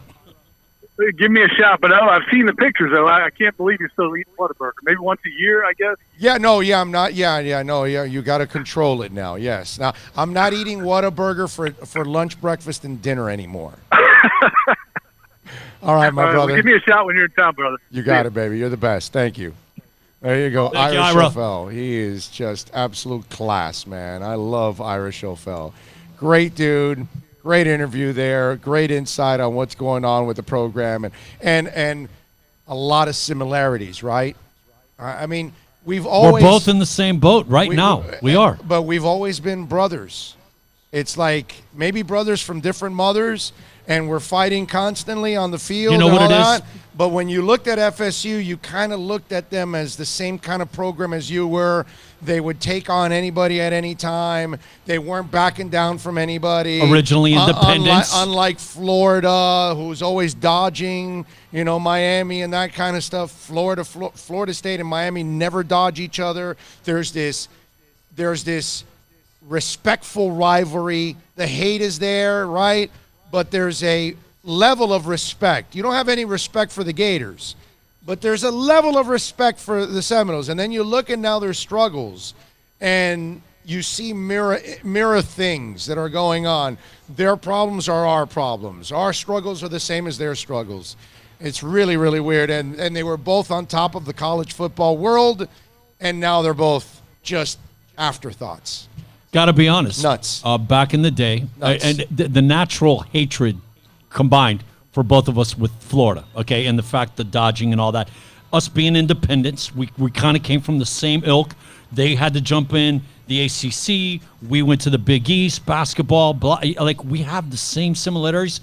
Used to root for Florida State, except for the week that they played us, until they started winning national championships. And when they started getting close to us, and then it was, we recruit the same area and stuff like that.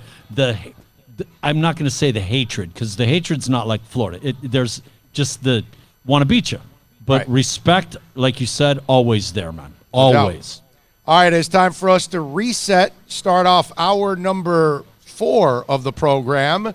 We won't go a whole hour, but Michelle Kaufman is going to join us on the other side. We are going to have our Inter-Miami segment. We do it every week here on the show. We talk a little football, and so we will talk a little soccer with Michelle Kaufman. We'll go over everything going on with Inter-Miami, the stadium, what's going on in Fort Lauderdale, the coach, the players, any other breaking news. Michelle Kaufman from the Miami Herald will start off hour number 4 live from Caneswear here in Davie. Plus tax, tech title. It includes $8.99 dealer fee on approved credit offers and 11/10/19. Over 1,500 Toyotas are on the ground, and truckloads of new 2020 Toyotas just keep on coming.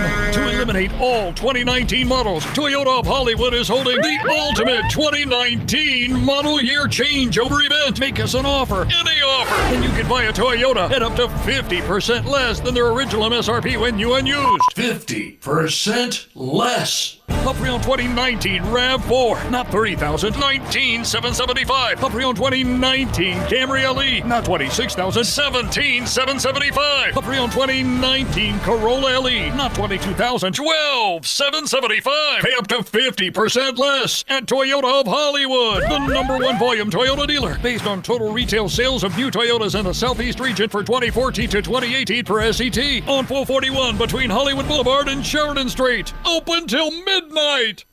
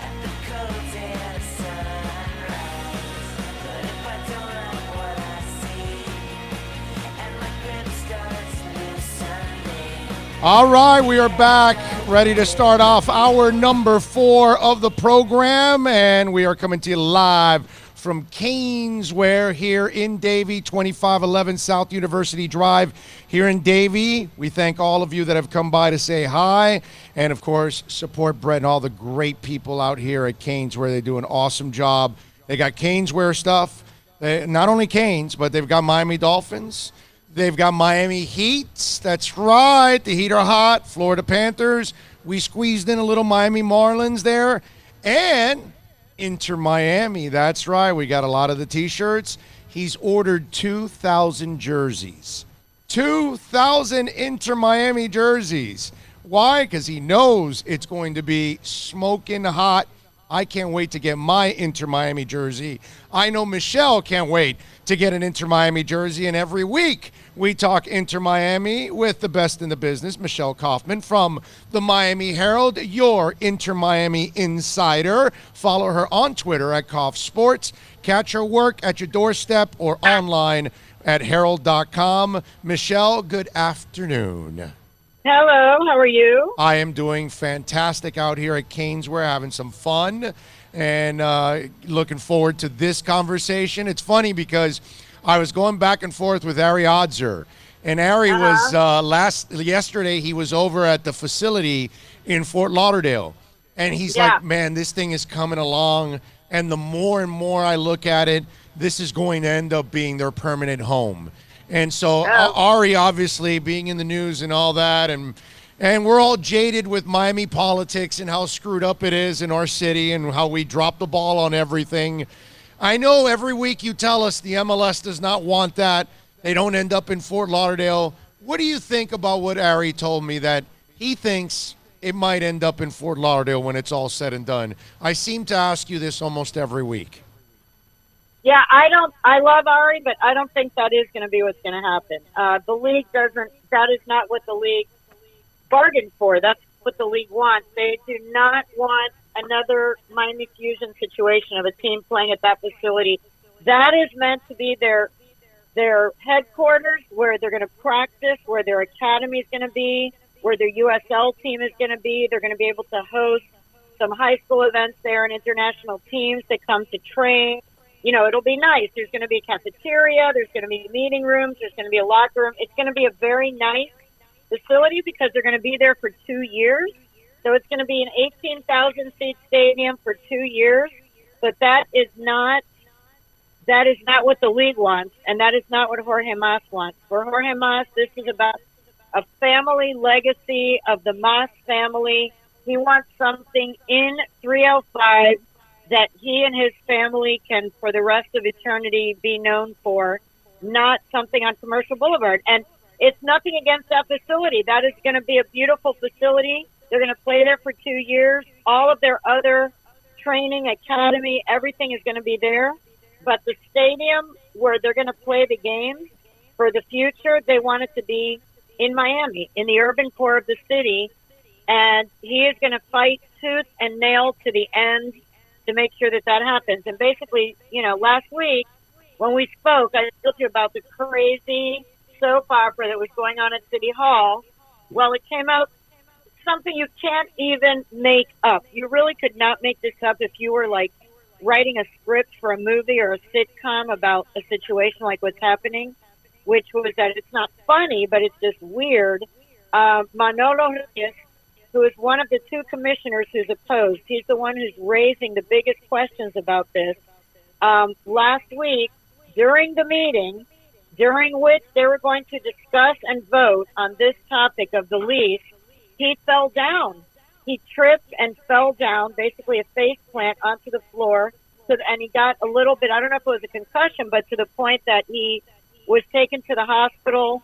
They had to postpone, they decided, of course, that since he couldn't be there with those circumstances, they postponed that now until the second week of November. So these things that you could not even make up.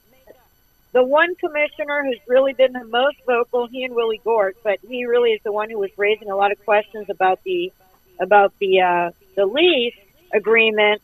He ends up falling down at the meeting and getting injured and has to be taken to the hospital. So now it's postponed yet another few weeks. So, yes, it is being drawn out. It is frustrating to the league. It's frustrating to the ownership group. But I don't think that they're going to just throw up their hands and say, well, we've got a nice place in Fort Lauderdale. We're just going to play there. I don't know. I mean, maybe after 2 years there, they see that they love it there and that they want to expand there and make it bigger, better, and whatever. But I don't think that that's what they have in mind. Okay, so then I know you told us about one of the commissioners that, will eventually lose his seat, and then you hope that another one takes over. There's a lot of ifs going on here. So have you heard of a backup plan? That there is, because I'm trying to think of a spot in Miami outside of Tropical Park, and that's not where the MLS would want it either, because they want it closer to the downtown area. I get it. And so I don't, and that Overtown site that they initially had, that places, you're going to have to be, a Serie A team in order to be there to load that place up and to create a buzz. You're going to have such an awesome team to overcome that location. So you haven't heard of any backups then? No. They are fully committed to Miami Freedom Park. They, as crazy as that may seem from the outside, it's his vision, it's his money. I'm talking about Jorge Mas now, and the league wants that location. They like that location. It's right next to the airport. It doesn't interfere with residential. The people are not going to be traipsing through somebody's neighborhood. There are a lot of artery roads. There are roads there with Lagoon and 836 and the 112, and there's public transportation, right there to the airport station of Metro Rail and Tri-Rail. So in many ways, that is the location that the league wants. That's the location that the ownership group wants. And that's the location that the mayor of Miami, Francis Suarez, has been very vocal about, too, that he wants. So it's, there are two commissioners, Manolo Reyes and Willie Gord. Willie Gord's term is going to expire in November. I don't know who's running, who's standing where on this issue that may replace him. But they are still putting all of their efforts into Miami Freedom Park for the year 2023 and beyond. Okay. All right. Michelle Kaufman, of course, from the Miami Herald, joining us every week to talk a little Inter. Let's see. You weren't supposed to take a vacation till tomorrow. I would imagine that by Friday or Saturday, you're on a plane going somewhere because the coach is going to be hired and everything's going to be done, right? No. We're talking soccer here, right? We're not talking a normal sport. No, nothing ever. What I have learned in covering 25 years of soccer in this country is nothing goes according to plan, especially in Miami. Nothing goes according to plan. Whatever time frame they tell you, it never ends up being that. I was initially told by Jorge Mas himself, he was telling everybody, not just me, by the end of the summer, the coach will be in place by the end of the summer. Then it was the end of September. Then I was basically told in no uncertain terms, by the end of October, there's going to be a coach here. Don't take a vacation before October 31st and so on. Now, I have to tell you my latest gut feeling based on random conversations that I've had with people is that they do have somebody in mind, but that person is not ready to be hired at this moment, which means to me that it's somebody who's still employed with a team.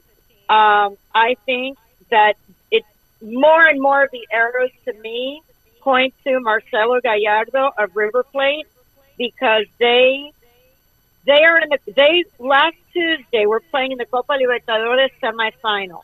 If they had lost that match, I think he may have been named the coach. This is me speaking. I don't have that on any authority. I have that based on, what I know and what I speculate combined with what I know. So I think if I had to guess that had River Plate lost that game and been out, they did lose the game, but had they not advanced to the final, I think he would have been named the coach this week or end of last week. I think that because they advanced to the final, which is November 23rd, if we want to mark our calendars now, let's see what happens on November 25th, 24th. November 23rd is the Copa Libertadores final. It's a really big deal for River Plate. He's done an amazing job down there in Argentina. He's taken a team that was really struggling and made them, a powerhouse and possibly will win the Copa Libertadores. If that happens, I could see him being hired very soon after that. If it's not him, I still think it's someone who must be employed, because otherwise, why wouldn't they just name somebody already? If it's somebody who's unemployed, why would they be waiting? What is the wait for? Okay. All right. Yeah. I mean, that would be my guess. If you ask me now, my guess is the River Plate coach is the number one candidate in my estimation. Again, I'm not saying that anybody told me this, but if I had to guess who's going to be the coach, I think he's a pretty good guess. And the fact that they haven't hired anyone yet and that it keeps dragging and dragging, I think, is because his team keeps advancing in that tournament. Okay. All right. That makes a lot of sense. How about player-wise? Any news on the international front? No news on the international front. On the national front, they're going to sign on November 10th is the MLS Cup final. I don't know if your listeners were watching last night, but last night was the first conference final. Seattle beat LAFC, which was a bit of an upset. Everyone was expecting LAFC because they dominated all season, but Seattle won the game 3-1. So they are in the final against the winner of tonight, Atlanta versus Toronto. So whoever wins tonight, Atlanta-Toronto, plays against Seattle November 10th in the final MLS Cup. The next 2 days after that, November 11th to 13th, is a 2-day MLS transfer window, kind of like a trade window. During those 2 days, you can expect Inter Miami to acquire, as many as 4 or 5 players. One of the players that I have good reason to believe they are going to sign is Victor Ulloa, who's an MLS veteran, 27 years old. He played on Cincinnati this year. He was with Dallas for 8 years. He came up through the Dallas Academy system, so he's like a homegrown. He's a Mexican-American guy, came up through the Dallas Academy system, was signed by Dallas, was there for 8 seasons, was traded to Cincinnati this year, and I believe is going to land here on November 11th, plus, as many as 4 other players from MLS. So they can get players through trades on those 2 days, and then on November 19th is the expansion draft, where they could get as many as 5 more players. So right now they have 5, and they could have as many as 15 players by November 19th. So they're going to start loading up the roster. Next few weeks in November, the roster is going to be loaded up with MLS players, and then I think we'll get the announcement on the 2 DPs. I'm still hearing the same thing.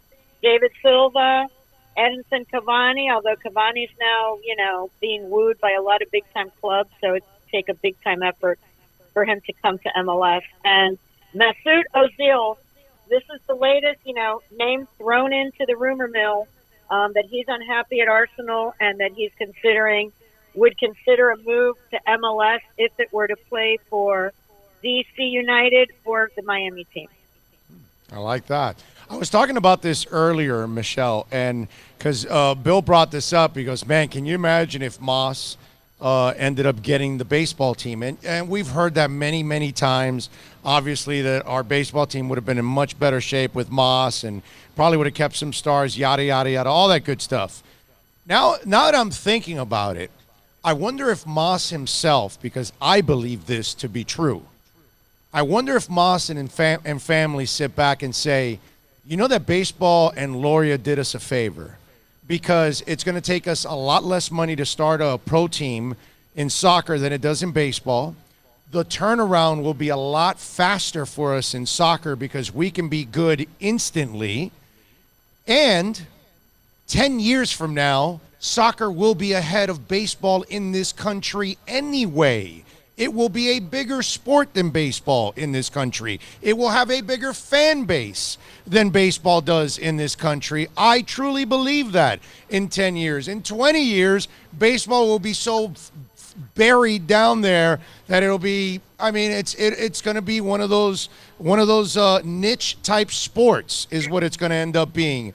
I think in hindsight, when it's all said and done, the Moss family will be more grateful that they ended up with a soccer team because of its brighter future than baseball. Agree or disagree? Yeah, I think Jorge had a lot to learn about soccer. I mean, he is a baseball guy. You know, to be honest, Right. he's a baseball guy. He played baseball. His sons played baseball. That was his dream and passion, is on the Miami baseball team. Because it didn't happen, he's a competitive guy. Okay, this is a competitive businessman, and he is very, very determined to make sure that Inter Miami, remember that they play the same time of year as the Marlins. And I think even just geographically, he would love to be across, the 836 from Marlins Park and have people more excited about his team than the baseball team. I think he views it as direct competition. He loves baseball, and I know he'll support the Marlins and all that, but I do think that he's finding that soccer has an international audience that, as you said, baseball in some markets, it's still huge. In the traditional baseball markets, Boston, New York, Chicago, there are some markets where baseball is still huge and everybody still talks about baseball. But in large parts of the country, including this one, I can tell you that when my daughter's school had Jersey Day, sports day in elementary school and middle school and high school, the kids were not wearing Marlins jerseys. No. They were wearing Heat, and they weren't wearing Dolphins either, by the way. They were wearing Heat, they were wearing UM, and they were wearing soccer, whether it be their national team jersey from South America or, the Real Madrid jersey, the Barcelona jersey, the Chelsea jersey, the Man U jersey, Arsenal, Liverpool, whatever. I was hoping you wouldn't leave out my Arsenal.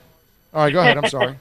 So no. I mean, in this market, I think absolutely soccer will surpass baseball in this market because we have so many people here from countries where baseball is not as big as soccer, where baseball doesn't even exist in a lot of countries. And soccer is the global sport, and this is the global city. So I think in time, if the soccer team is done correctly, they will surpass the baseball team for sure in this market. Oh, and I know it's going to be done correctly. You and I have lived through it being done incorrectly over and over again. This will be done the right way. This is going to be a monster. I have no doubt in my mind this is going to be a monster.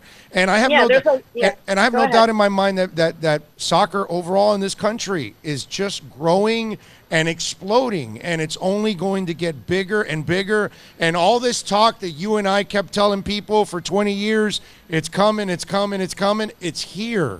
It's here. And look at the seats. The stadiums are loaded all over our country. We've got European-style atmospheres in Portland and Seattle. These are things we never envisioned. We saw 60,000 people show up for an American in Seattle, something we never would have thought a couple of years ago. Soccer has changed, man. It's changed. How about Atlanta? I know. Atlanta. The soccer team in Atlanta is outdrawing, the Braves and the Falcons. I mean, it's the hottest ticket in town there. So, yeah, and done correctly, yes, this group definitely has a lot of money, and that facility in Fort Lauderdale is going to be really nice because they know the fans down here have been waiting a long time. They don't want some little rinky-dink recreation of Lockhart, a little bit better. No, they want something first class, state-of-the-art, and it will be. It's going to be an 18,000-seat state-of-the-art facility. It's going to have, a lot of fields for training for their academy teams and for the senior team. And, they're going to have, like I said, they're going to have beautiful locker rooms, classrooms.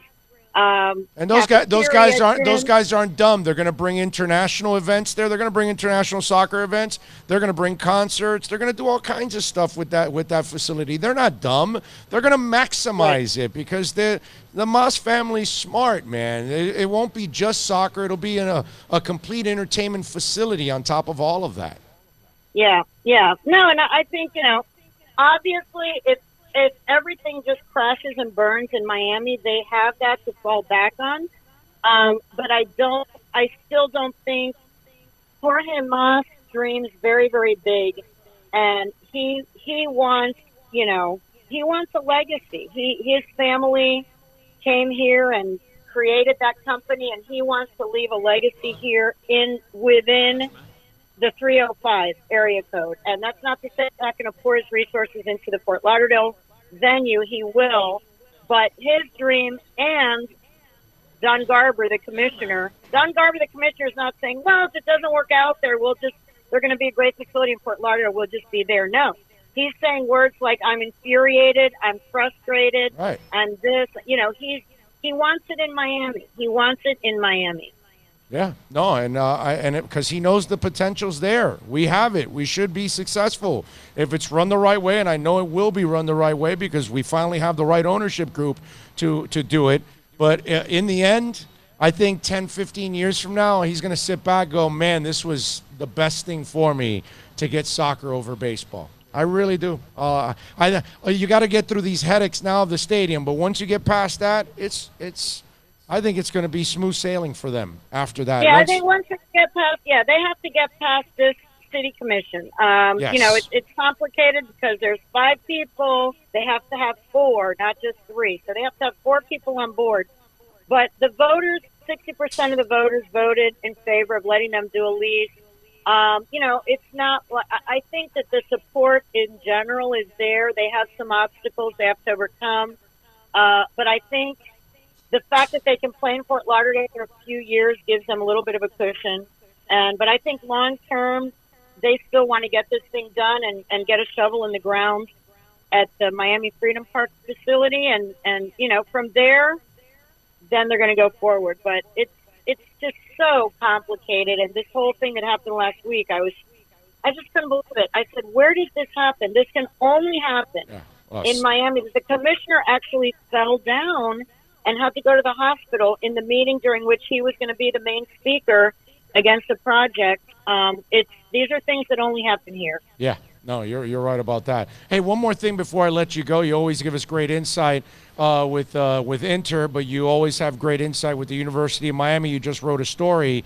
Larrañaga's got a kid that's highly touted down to UM and another school. Yes, that's a big recruit for them. It's a Puerto Rican player who's in New York. He's at high school in New York in Long Island. And Andre Curbelo. He's one of the top point guards in the country. And for the UM Hurricane fans out there, Guillermo Diaz is from Puerto Rico, Angel Rodriguez, Puerto Rico. So Miami has a history of Puerto Rican guards who did very well here. This kid he's supposed to be the real deal. He's very good. He's narrowed his list to 2 schools, Miami and University of Illinois. Now, nothing against Illinois. My dad is an alum, so I will say my dad went to the University of Illinois. I have nothing against that school. But if you're a kid from Puerto Rico, you like to speak Spanish, you want to be closer to home, I would think Miami, and it's warmer, closer to the climate that your family's from. Very important. Very important is this. They have no reggaeton bars in Illinois. We have them here in South Florida. Okay? Right. Just saying. Champaign-Urbana is not the hot spot for Latin music. So, I'm not sure what he's basing his decision on. I do know that the history of Puerto Rican players is important to him. The fact that it's a Hispanic community, but of course Illinois is also luring him big time. So it'll be interesting. He is going to announce this Friday morning at 10:30. So it would be a really good get for them. But they have a couple other point guards that are very, very good that they're also really close with. So I think that for the class of 2020, they are going to get a couple of really good picks. So we'll see what happens. They open the season tonight, by the way. They have an exhibition tonight. Their only exhibition is tonight against Flagler. And then next Tuesday, 6 days away from now, they have probably the hardest season opener they've ever had. They are playing Louisville, which is ranked number 5 in the nation. That is their opening game here at home. So that is, I've been covering this team for more than 20 years.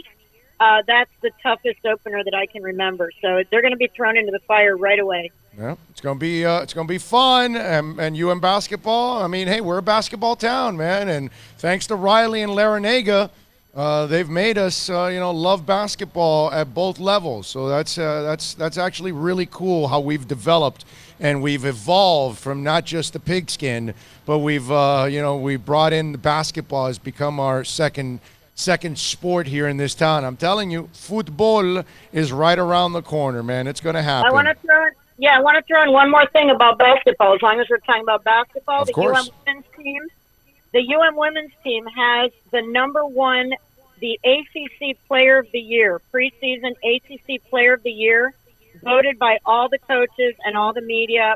Beatrice Montpremier. She's a center. She's from here, Haitian American, super talent, and she could have gone to the WNBA draft last year. She chose to come back for her last year, and she's going to be for sure All-American, top center in the country. She's up for every award. And last night in the exhibition that they had, in 15 minutes, she had 16 points and 11 boards in 15 minutes. So she's for real on the UM women's team. Is she better than Vicky Plowden? We'll see. She's good, though. She's really good. So the women's team has very, very high hopes this year as well. So I wanted to throw that in. The men's and women's teams this year are going to be worth watching. Outside of you and me, anybody else listening, do you think they knew who the hell I was talking about? No. Well, maybe UM fans might remember. Maybe. Maybe. By the way, I don't know if did you hear that Sam Jankovic died? I don't know if you've already covered that on the show. I did not know that. Oh. Yeah. Wow. Yeah, that's sorry to news hear today. that. Yeah, I just found out about that. So How old was he? I think. How old was I he? don't know. I have to look. I just came in from a meeting. I'm in my we have 50s. He's got to be late 70s, early 80s. Actually, if No, I'm in my 50s, no. He's right? older than that. No, he's older than that. I think he's late. I think he was late 80s. But, Okay, so he had a good I life think we have then. a story. Yeah, I think we have a story already posted at MiamiHerald.com for the UM fans that remember Sam Jankovic from the glory days of the Hurricanes. Yeah, but definitely. he passed away today. So Wow. Thoughts and prayers with the Jankovic family and, of course, the University of Miami. Michelle, as always, you're a stud. Thank you. You are awesome. You are fantastic every Thank week you, for so joining are you. us and giving us all the insight on everything going on. We look forward to it again next week. Be good. all right, take care. You got it. There you go. Awesome. She Awesome as always. rocks it every week, man. Every time, man. She's money. Money. Studley. She's Studley. That's what it is. She's just amazing. She's awesome. That's why we love having her on. She's been a friend of mine for a long time, and I can't believe you didn't know Dave Barry was her husband. No, but obviously the Facebook and stuff like that. Hey, man, that's Dave Barry. Yeah, man. I don't know. We do have people in Orlando and stuff like that. I'm not gonna, but that just what I wanted to get him involved in our last project, but then once we knew the owner was a freaking clown, forget about it. I wasn't gonna. Yeah. Yeah, you got to stop getting people involved with these clowns. Really? And unfortunately, Yeah. there's too many clowns in radio. You What are you going to do? All right, let's wrap it up here on the show. We thank Ira Schofel from warchant.com. We thank Michelle Kaufman from the Miami Herald, as always, for joining us every single week in an exceptional segment. We thank Brett and all the great people out here at Caneswear for making it nice and easy for us to broadcast. We broadcast out here every single month. We thank all of you for tuning in. If you tuned in live like you're doing right now on YouTube, coming back to listen to us on the podcast. all of you guys, thank you. Anytime, day, night, whatever it is, whenever you're listening. Again, thank you for the record downloads. It's been amazing. We're having another monstrous day on the downloads, so we appreciate that as always. Thank you for your support. We'll see you tomorrow. We'll be in studio tomorrow. Friday, we'll be out at Hialeah Park. We'll be out there 1 to 4, actually. That's the only place where we do a late show now, is at Hialeah Park from 1 to 4. Normally, it'll be earlier in the middays like what we're doing now. But we'll be out there 1 to 4 having some fun. So if you got some time and you're in the Hialeah area, come on by and say hi. On behalf of Bill, as always, getting it done. Hey, you know something, man? Nobody ever thanks you. You always thank everybody else. Well, like I said, How about thank you, bro? I don't need. I don't need How about any that, thanks. I just plug away, and I thank everybody else for Yeah, providing all of our this. listeners yesterday. Sponsors, listeners, everybody. killing Thank it. you. Just we cannot do this without blowing you. us away, man. It's unreal. It's unreal. Yes, it is. No doubt. We'll see you tomorrow, same time, same place, same bat channel. Have a great one out there.